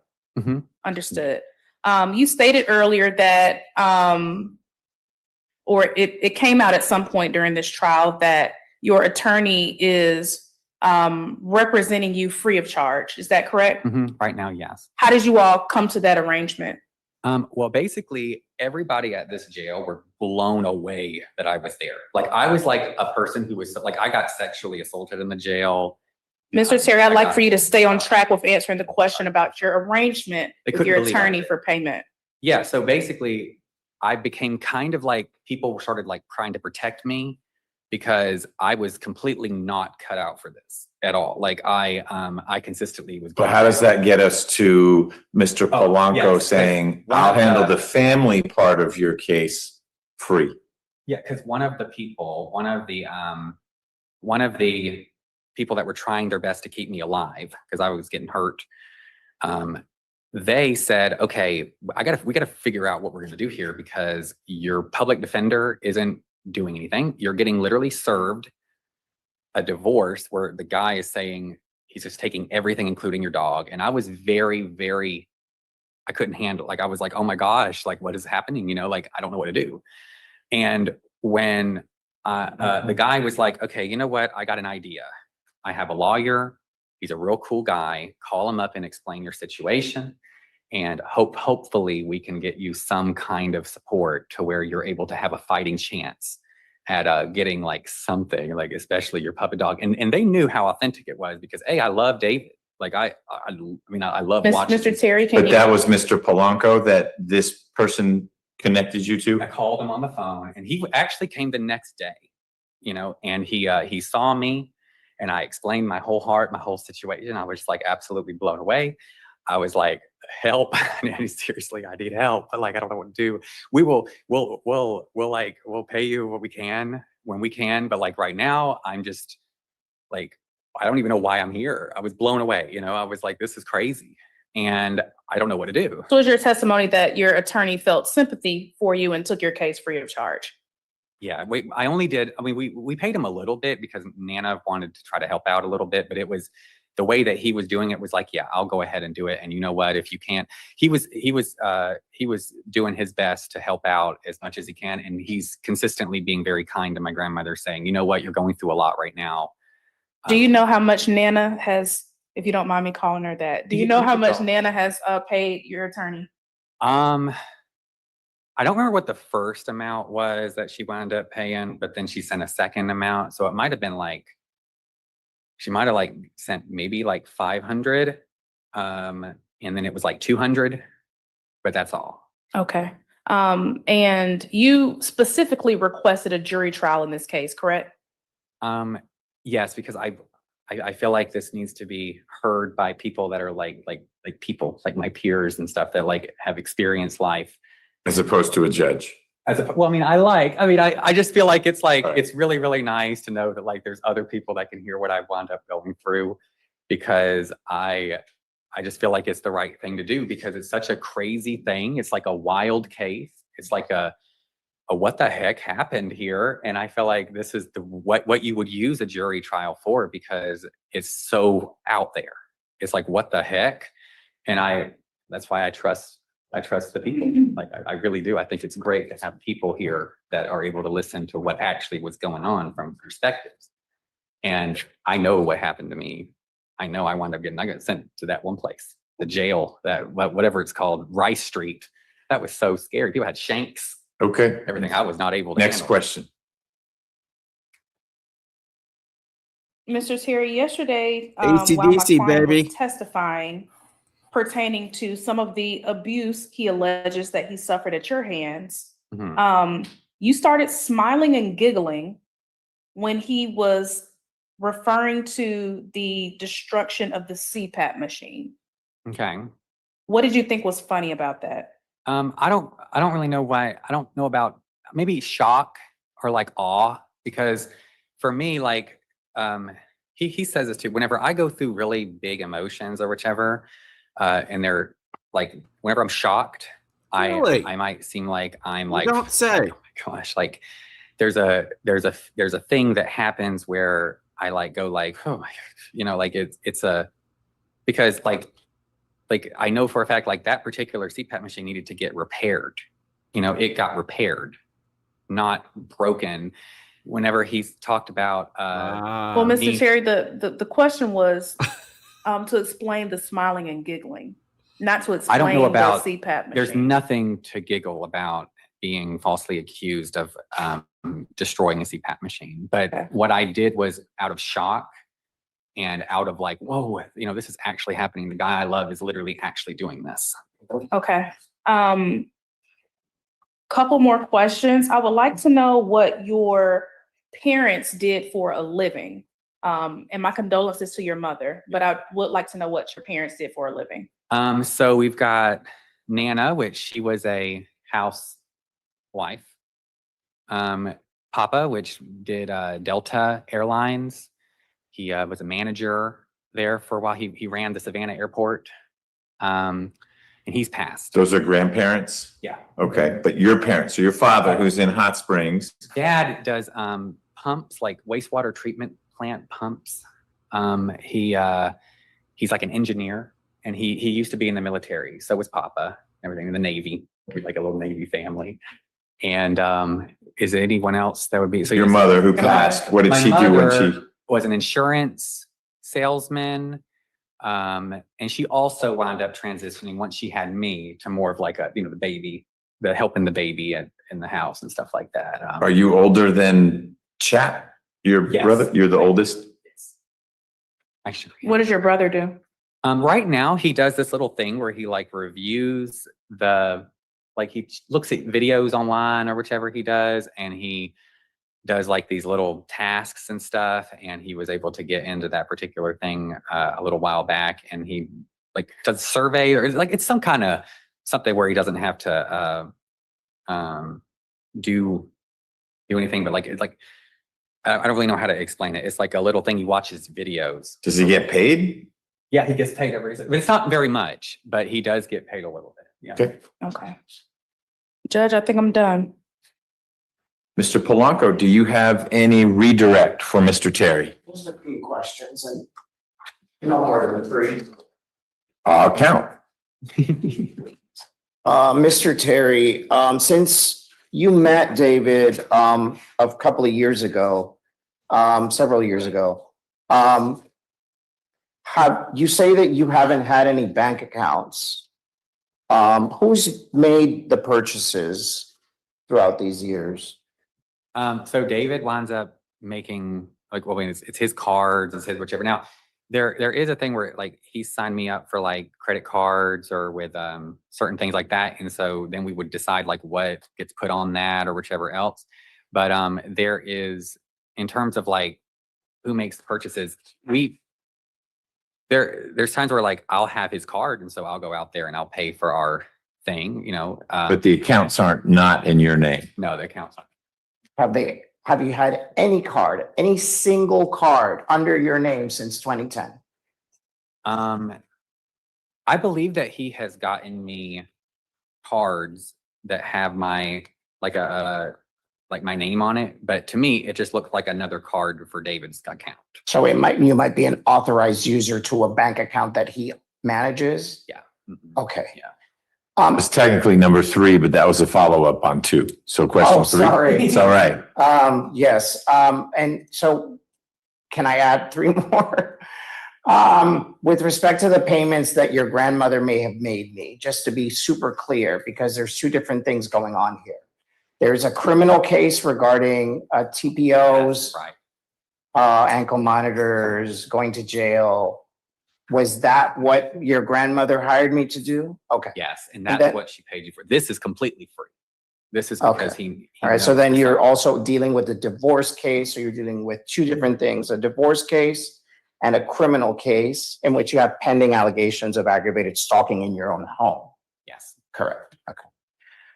All right. So that's what we're referring to there. Okay.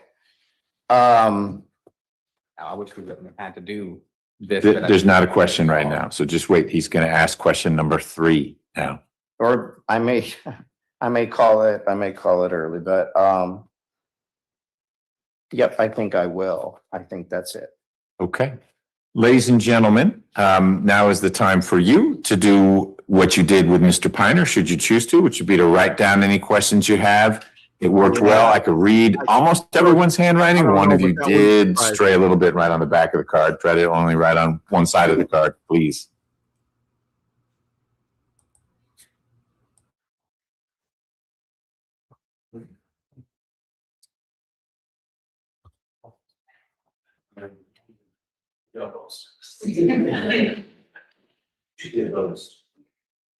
He gets paid too much.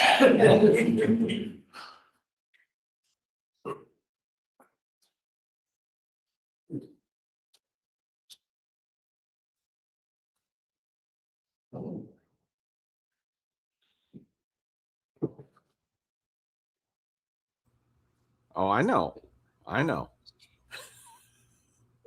You're wise.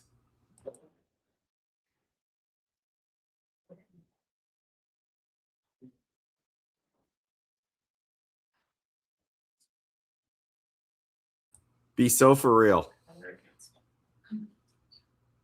Wow, one of you had a lot of questions. Fortunately, it's good handwriting.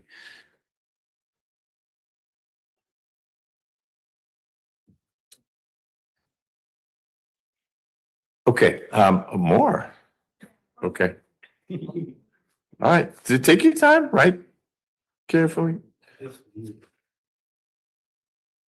Okay.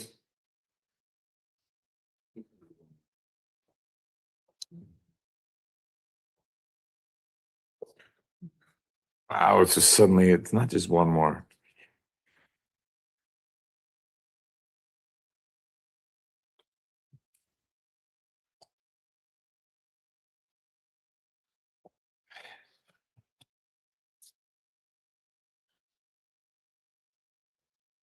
Okay, the lawyers and I need to look over these, and then we'll come back in and handle it the way as before. I know we're bumping up against 5. Are you guys, we're going to stop after this. We'll excuse Mr. Terry. We'll talk a little bit about how tomorrow's going to go. Is there anyone who can't be here for about 10 more minutes? No? Okay. That's the plan. Lawyers, out here, please.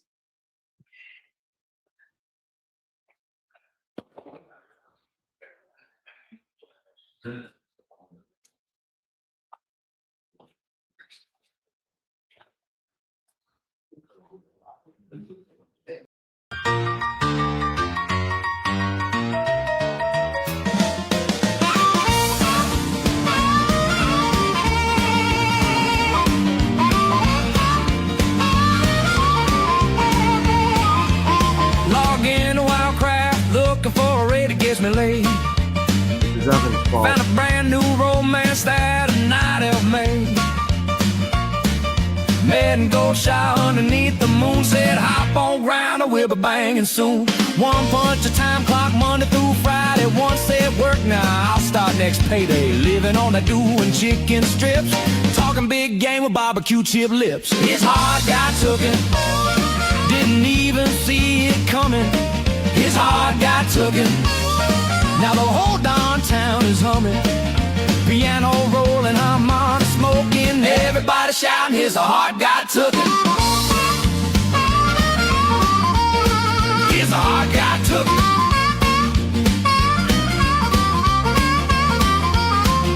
Kitchen smell funny, windows fogged uptight, dance around the linoleum half a dang night. Somebody yelled, pass that over here. Next thing you know, they're slow dancing with a mop and a beer. Sparkly underwear hanging from the ceiling fan. Said it's high fashion, you just wouldn't understand. Puff, puff, giggle, now they're laughing and joking. Burnt the grilled cheese while they were busy talking. His heart got tooken, didn't even see it coming.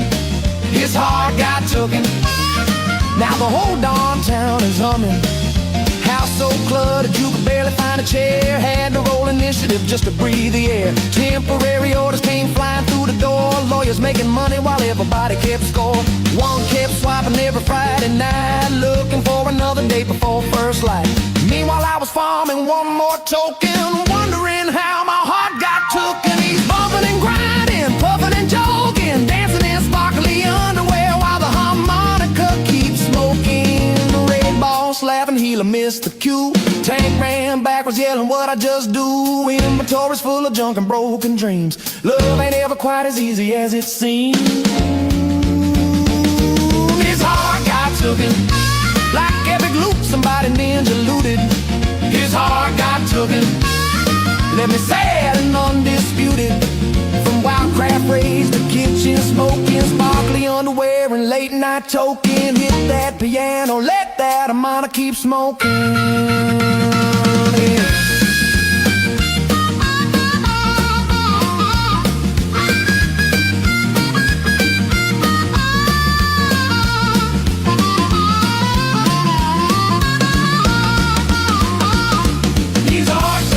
His heart got tooken, his heart got tooken, his heart got tooken, his heart got tooken, his heart got tooken, his heart got tooken, his heart got tooken, his heart got tooken, his heart got tooken.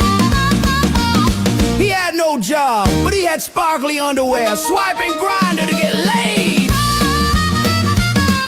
Play that harmonica.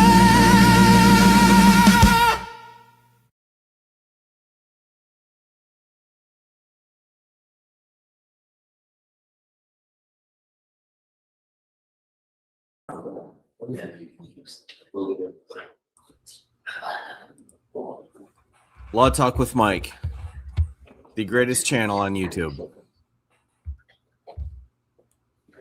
You're welcome.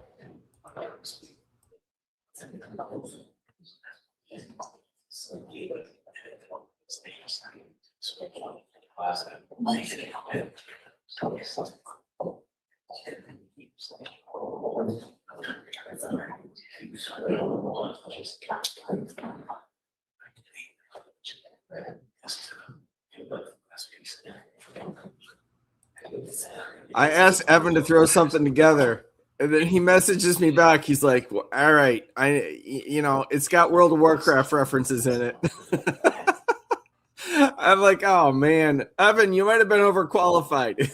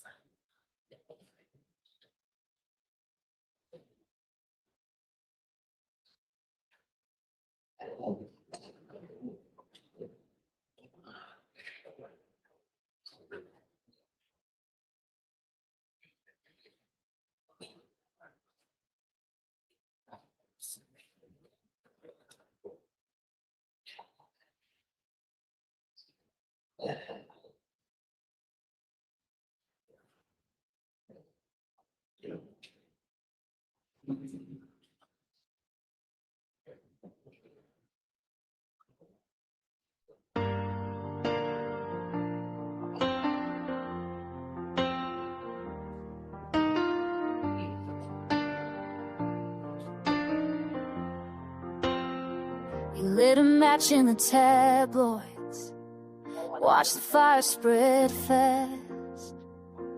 Two little lies in a cradle of glass. You painted halos on shadows, wrote lullabies for ghosts, but the elaborate scheme was conceived in your throat. You played your part like a movie queen, a silver screen lie in a magazine dream. You said they were real, but their points spin. Whispers made Mr. Terry. flesh. You taught some twins. Hey, Yeah, you saw photos of a 10 by 10 storage unit that is chock full of things that Mr. Piner said belong to you. And I think you've acknowledged a lot of what's in there belongs to you. Where, if you weren't working, did you get the money to buy all those things in that storage unit? A lot of the stuff in there is, I mean, I got a lot of stuff from Mama. I mean, I basically inherited all of her stuff. In terms of Nana's got a storage building full of her own stuff, and she really didn't have very much to put it. So when we see that giant hoarder thing inside of our house, I mean, it was just chock full of Mama's stuff.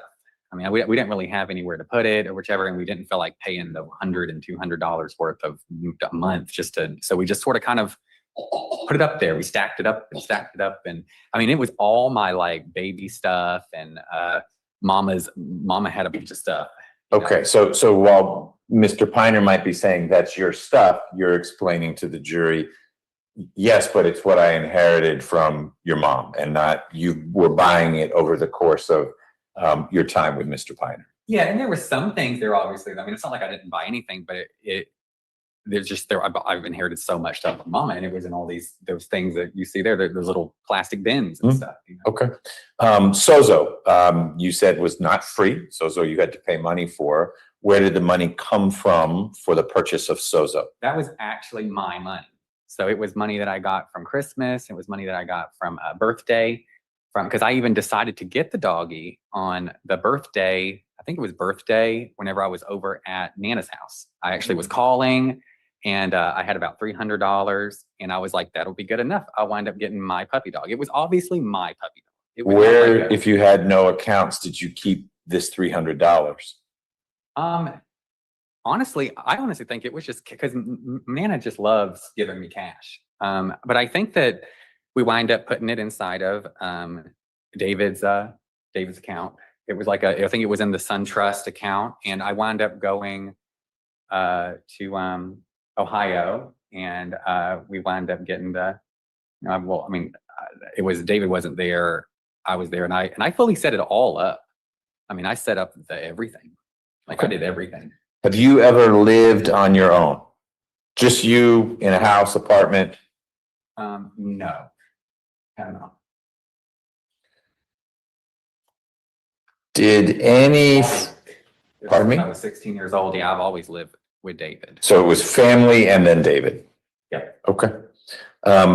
Did any friends or family members ever see David hit himself or do harm to himself? You described how he would sometimes get into that mode. Now, I know that he did do it at Nana's house, but I don't think she ever, it's not like he walked around the house doing it. I know that whenever my brother was over at our house, he did this really loud screeching scream inside of his room. Brother or Mr. Piner? Mr. Piner did a crazy scream, so I don't know if that was him hurting himself or pinching himself, but my brother did hear this, ear-piercing coming from the bedroom, and we're still not really sure what he did or why he did this huge blood-curdled scream inside of the room in there. Got it. Tell the jurors as best you can what you believe the basis is for you having received SSDI. They don't just hand it out. There is a diagnosis for something. So tell the jury what you think that diagnosis is. It might have been like a thing of like the autism and ADHD together, like a ADHD or something like that. I know that David told me the reason why that I got it was because when he was sitting there next to me, that tells me they because absolutely hate him. he took me to the doctor and he sat there, that when the doctor was asking me questions, I kept being like, David, what should I get? What should I say?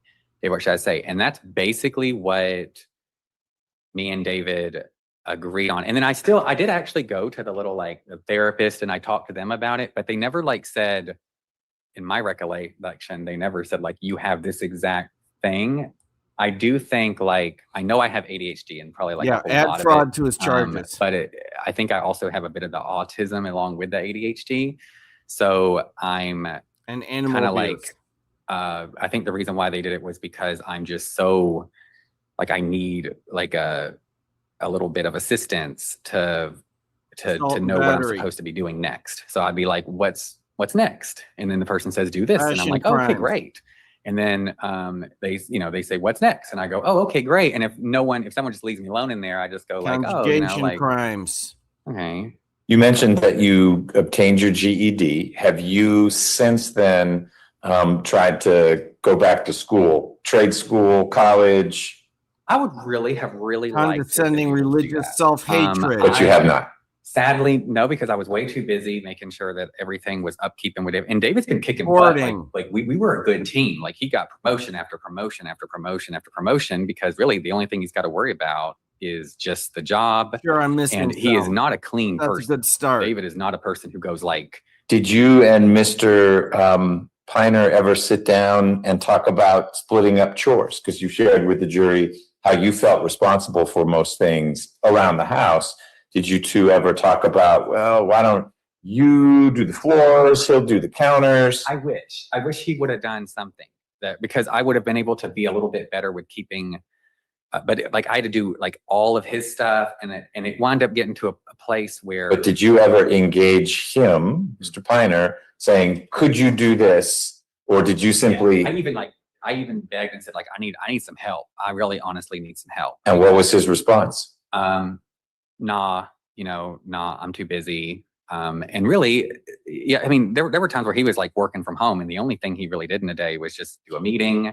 But just because he did bring in the money, there was no reason for him to do anything. He would just play on the computer and be like, you either do it or it doesn't get done and you need to go do it. And yes, I wish I could have done it, but as a small little dude like I was, and I hardly even got food a lot of times because he would want me to get food for him. Georgia. But he would yell at me and go wild if I wind up spending food for some reason on myself. He'd be like, what in the world are you doing that? And so I wound up kind of just learning, like, it's okay. Like, I'll just go get food for him. It's no problem. And then we'll save money. And I kind of just kept going out and I would just like run off of a iced coffee from McDonald's for 99 cents. I would get a 99-cent coffee every single day from McDonald's. And I would just go and I'd get him the Taco Mac and I'd go and get him the Wendy's, whichever. And I actually wouldn't even be able to get the fries out of the Wendy's thing because he would say, did you eat some of my fries? And I'd be like, well, at the beginning, I was like, yeah, I did. And he was like, that's not enough. Like, what are you doing? You can't be doing that. There was some reference earlier in the trial about conversion therapy. Do you know what that is? And if so, is that something you participated in? Okay, that is just like the way that was described was so silly. Okay, so I went to this place that was actually called a sozo therapy session, and I did not name my dog after it. I just was so blown away that the dog name that I named my puppy dog was actually part of the therapy session, and I was actually invited by my church. And I went to church a lot. I went like church like I just loved hanging out with the people there. But the therapy that you went to at the sozo clinic. Yes. Was it conversion therapy? So I don't believe it was not ever mentioned to me like that. But what happened was when I went in there, they had somebody writing on a piece of paper and they also had conversation with me. And it seems like since they knew there was a person that knew I was like a homosexual person, whoever was writing the stuff on the thing was writing like stuff that sounded sort of like they weren't necessarily all that interested in homosexuality all that much. But the thing is that the people that was there at that moment, the way they talked to me, I mean, I was talking about being like in a cradle with God at the helm, pushing me.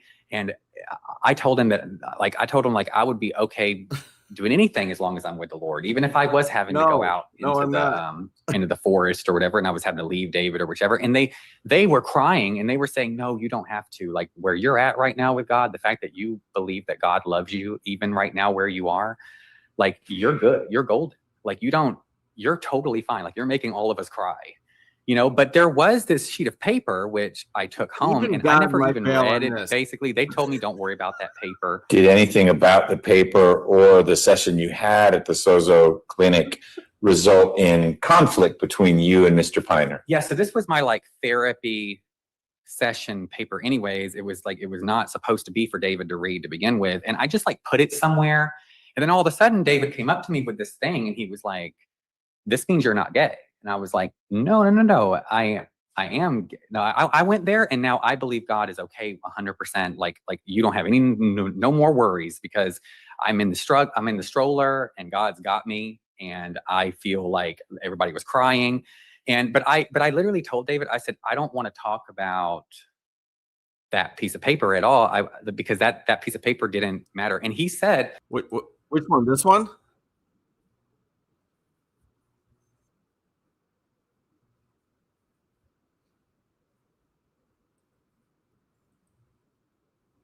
telling you this does not matter. Like, I never Speaking have read it. of therapy, did you and I Miss? haven't ever read it still today. Okay. Still to this day. Yeah, I don't. Me neither.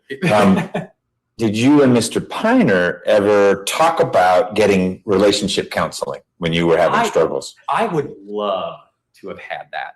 But did you? Why did we You not? went out on a But you limb. didn't. Yes, sadly. Like I wish we would have had like a marriage counseling, some kind of something to where we could like get on the right page, because you would think you would do that before putting me through all the stuff that he put me through. You've described to the jury how you felt Mr. Piner was in a dangerous relationship with, I think her name was Crystal, the girlfriend at the time.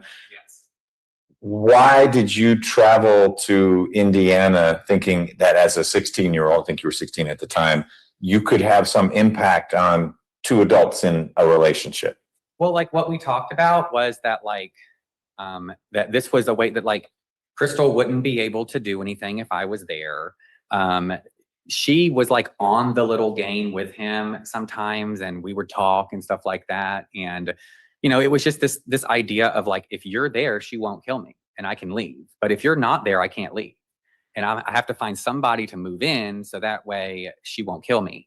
And as a kid, and I mean, and he explained some crazy stuff. Like she would like throw the computer at him and bust his head open and do all these things. And honestly, whenever I met her. Did you see any of that happen?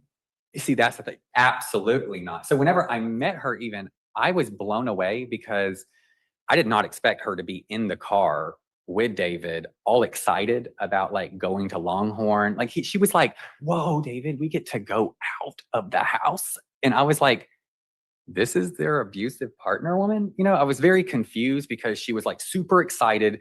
She was running around. He was telling me, go hang out with her, like go like have fun and stuff. And I'm like, but I mean, isn't she supposed to be like this crazy person that's like gonna kill you? Like, what is going on? And I even told him, because we were drinking, and I wound up kind of saying, you know, I think maybe y'all maybe we can like work it out to where y'all might be good for each other. Who knows? You know, like maybe y'all would be cool. But no, he can't stand Crystal. He doesn't want to do that. No, you know, he needs to get out of this. Did Mr. Piner ever show you any proof of the type of abuse he described he received at Crystal's hands? I know he gave you words. Hey, she did this, she did that. Sounds like you didn't see any of it. Did he ever provide you any evidence? Here's a picture, or here's a video, or look, there's my computer monitor stuck in the wall where she threw it.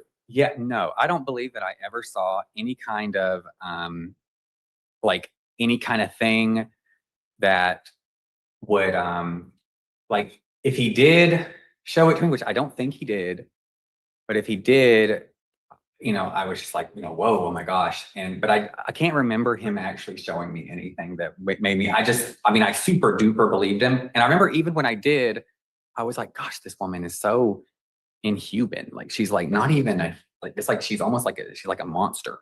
And I was at my dad's house, like this woman is a monster. Like she is horrible.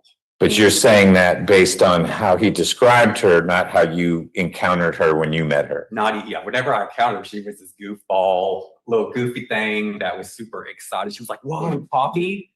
You know, she was sitting there like she was just, I was like, hey, like, I just felt so weird. I was like, this is the person who's like the biggest monster in the world. When did you let Mr. Piner know how old you were? It wound up being whenever we were online. Before you moved to Indiana, Yes. Mhm. he knew you were 16. Sure did, because I wound up being at like my school day was from 8:00 a.m. or whatever, all the way to 3 p.m. every single day. He knows I don't have a job. The conversations we would have on the phone as well. It was obvious that I was hanging out with like school people. I was wanting to figure out what to do with the kid across the road from me. It was very obvious. It's not like the whole time it was all about that, but it was very like, you know. Okay. You may recall some testimony yesterday about Grindr. Okay. Were you a user of the Grindr app? Tell us about Grindr. In terms of the amount of time I had to really hang out with friends, and I know that he talked about friends on Grindr, and this is one thing that I don't know because he has before many times and brought friends over, and then when he brings friends, he likes the idea of me doing sexual things with them. So like, especially I went to a party with him one time and I thought there was this guy that his name was like Parks or whoever it was, Parks Nolan or something like that. And I was like, that guy's really cool. And he said, oh, really? Like, you like him? And I was like, yeah, I think he's really cool. And then all of a sudden I get invited to a dinner and there's Parks. And then we wind up going we wind up going to the little, we're at home, and all of a sudden he's kind of leading Parks like, come on, do stuff, do stuff. And he loved it. I mean, he thought it was super duper cool. And was there an issue that came up ever from your parents when you left Arkansas as, I guess, still a high school student to move to Indiana? Actually, we wound up doing it right after I had my GED. So as soon as I got my GED, he got the plane ticket. Okay.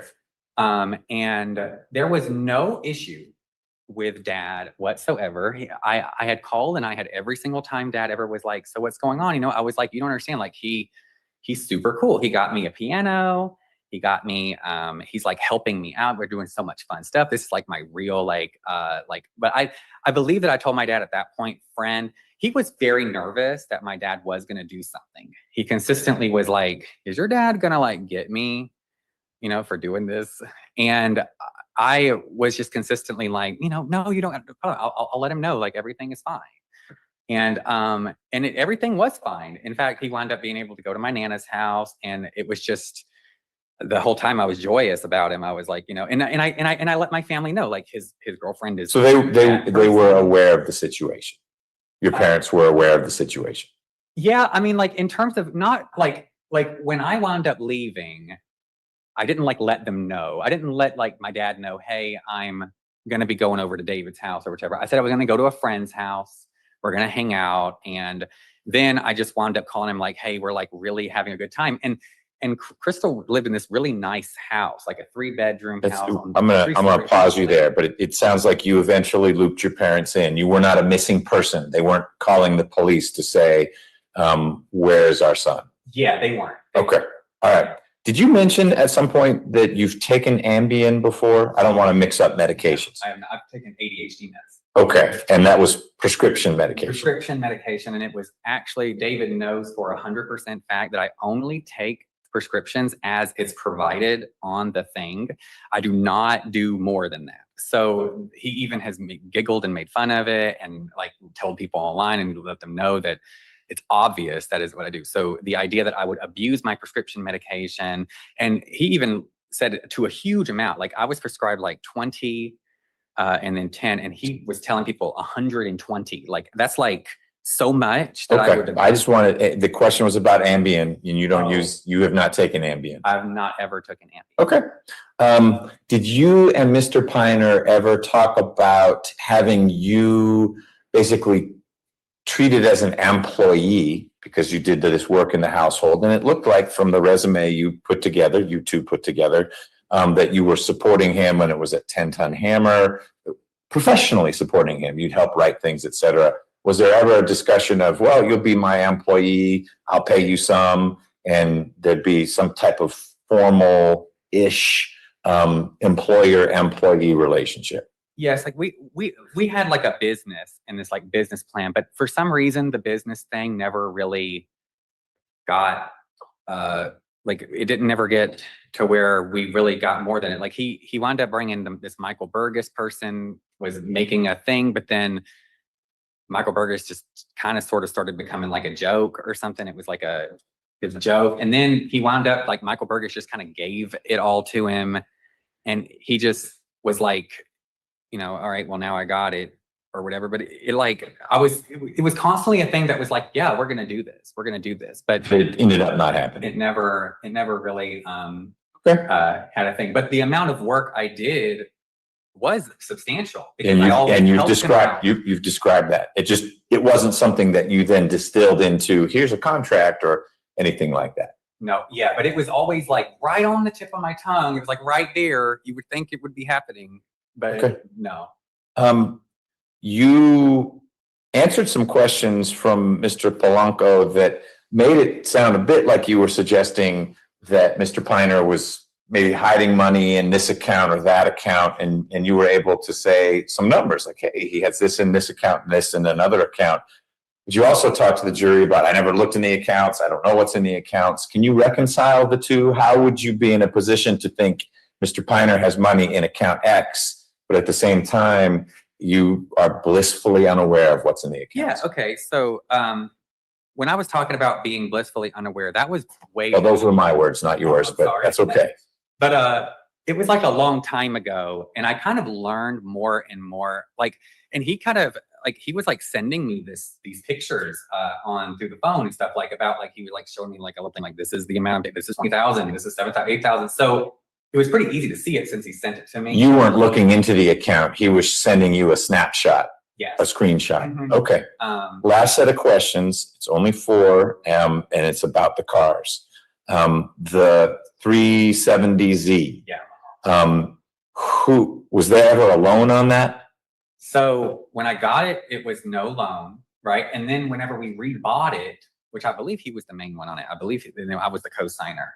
But when we rebought it, it had a loan on it. So whose name was on the loan? That's my first question. So I believe it was David on the front, and then me as the undersigner. And what about the title? Whose name was on the title to the Nissan? So the title was mine, but then once we sold it, do you get the title still if you've sold it and rebuy it and now it's a loan? I don't get to answer your questions, but so it sounds like that one's murky. Let's shift to the Prius. Whose name is on the title to the Prius? That one is just like fully dated. Okay. And is there a note on the Prius? A loan? Yeah, there's like a $220, I think he said, car payment. And the name for on the loan is? David. Okay. That one's fully Got it. Mr. Polanco. That was it. That was my question. Yeah. Mr. Polanco, do you have any follow-up for Mr. Terry based on what he and I just discussed? Yeah.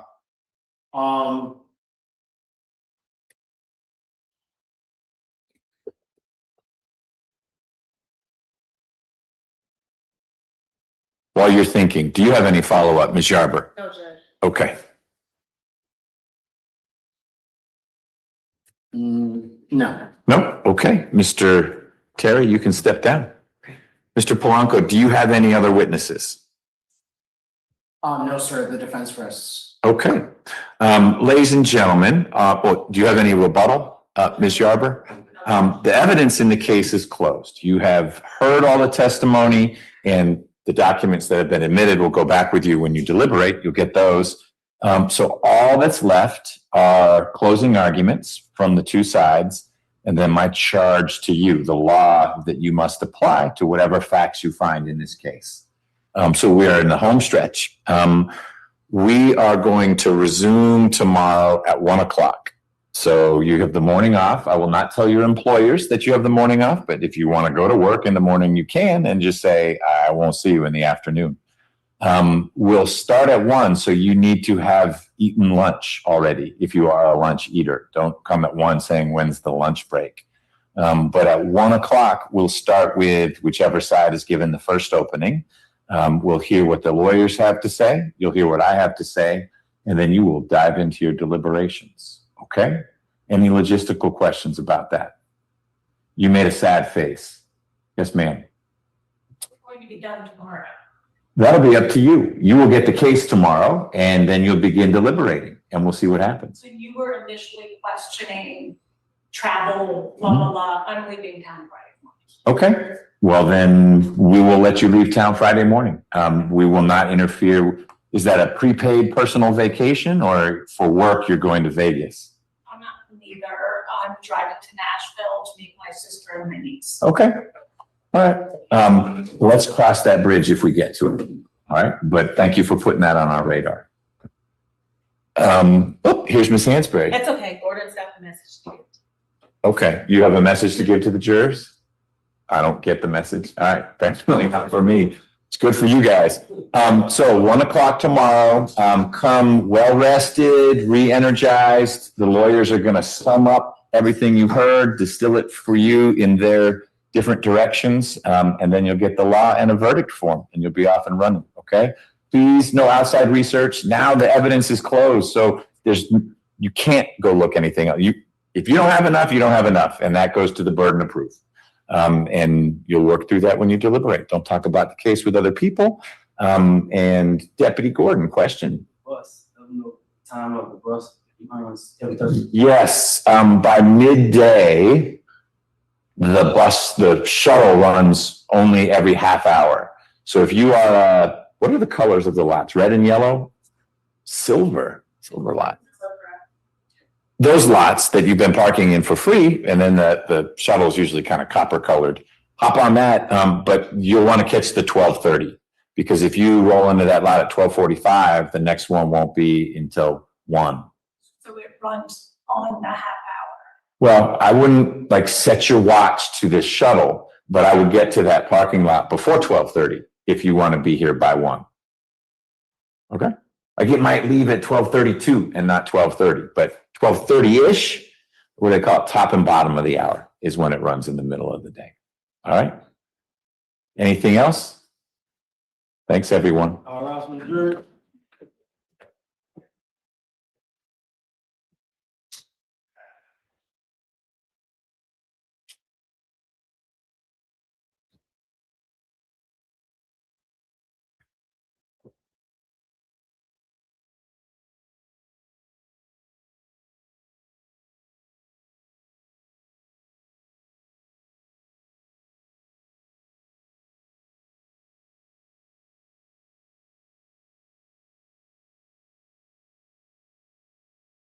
As close to 1 as I can make it.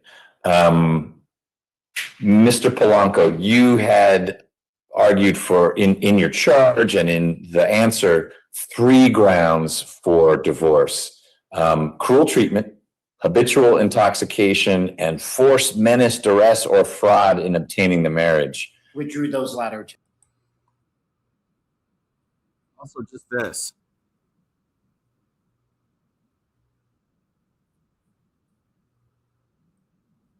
And cruel treatment, and the jury charge will reflect that. There are a few other things we need to talk about in the jury charge. I don't think it's complicated. I think we can have a pretty short charge conference. I need you all here by 1, and we'll do our charge conference then, unless you think it's going to be a long conference, in which case I need you here at 12:30. Ms. Yarber, you good with a 1 o'clock start? Mr. Polanco? I'm willing to come in early if that'll help take time off for them at 1, and make the rest of the day shorter, but I'm okay with I either. agree to that. Anything to make the rest of tomorrow shorter. Okay, well, we're done with testimony, so it's just closings. So why don't we aim for 10 to 1? So 12:50 here. Yes. Yes. 12:50 here. Have had your lunch already. Have your clients here with you. We'll talk about the charge. I'll have a proposed verdict form, and we'll go from there. Ms. Yarber, as the lawyer for the petitioner, what's your view as to when you do your closing? On a reserve. So you'll just go second? Okay. All right, so Mr. Polanco, you should be ready to go because that's what we'll start with once we can get all 14 jurors in the courtroom after 1 o'clock. What is it, 30 minutes, an hour? So you'll be thoughtful as to what the jurors want to hear and absorb, but I'll start bugging you if you get close to an hour. I'll stay out of your way before then. Thank you, Okay. Judge. All right. See everyone. You're gonna be able to make your thing, Push, I'm gonna be about 15 minutes late. but you'll be there. It's in Dublin. Yes, I will be there. All right. Don't get a ticket.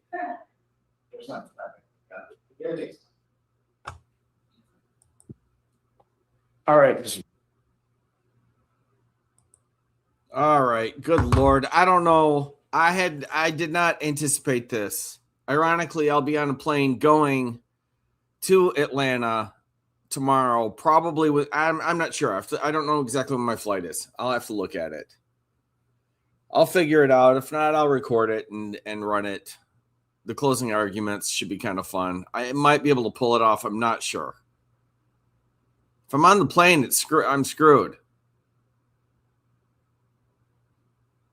Yeah, I'm going to some little town called Dahlonega. I don't even know if I'm saying it right. Some little ass town in Georgia. North of Atlanta, near the mountains, apparently. Apparently it's cute. I don't know. I suspect it is. I don't know, but that's where I'm going.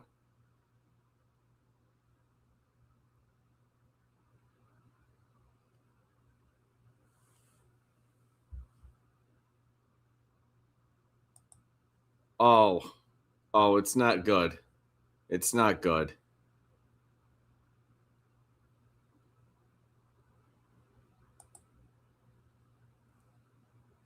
Yeah. Oddly, it's for my it's oddly for my nephew Ross's wedding.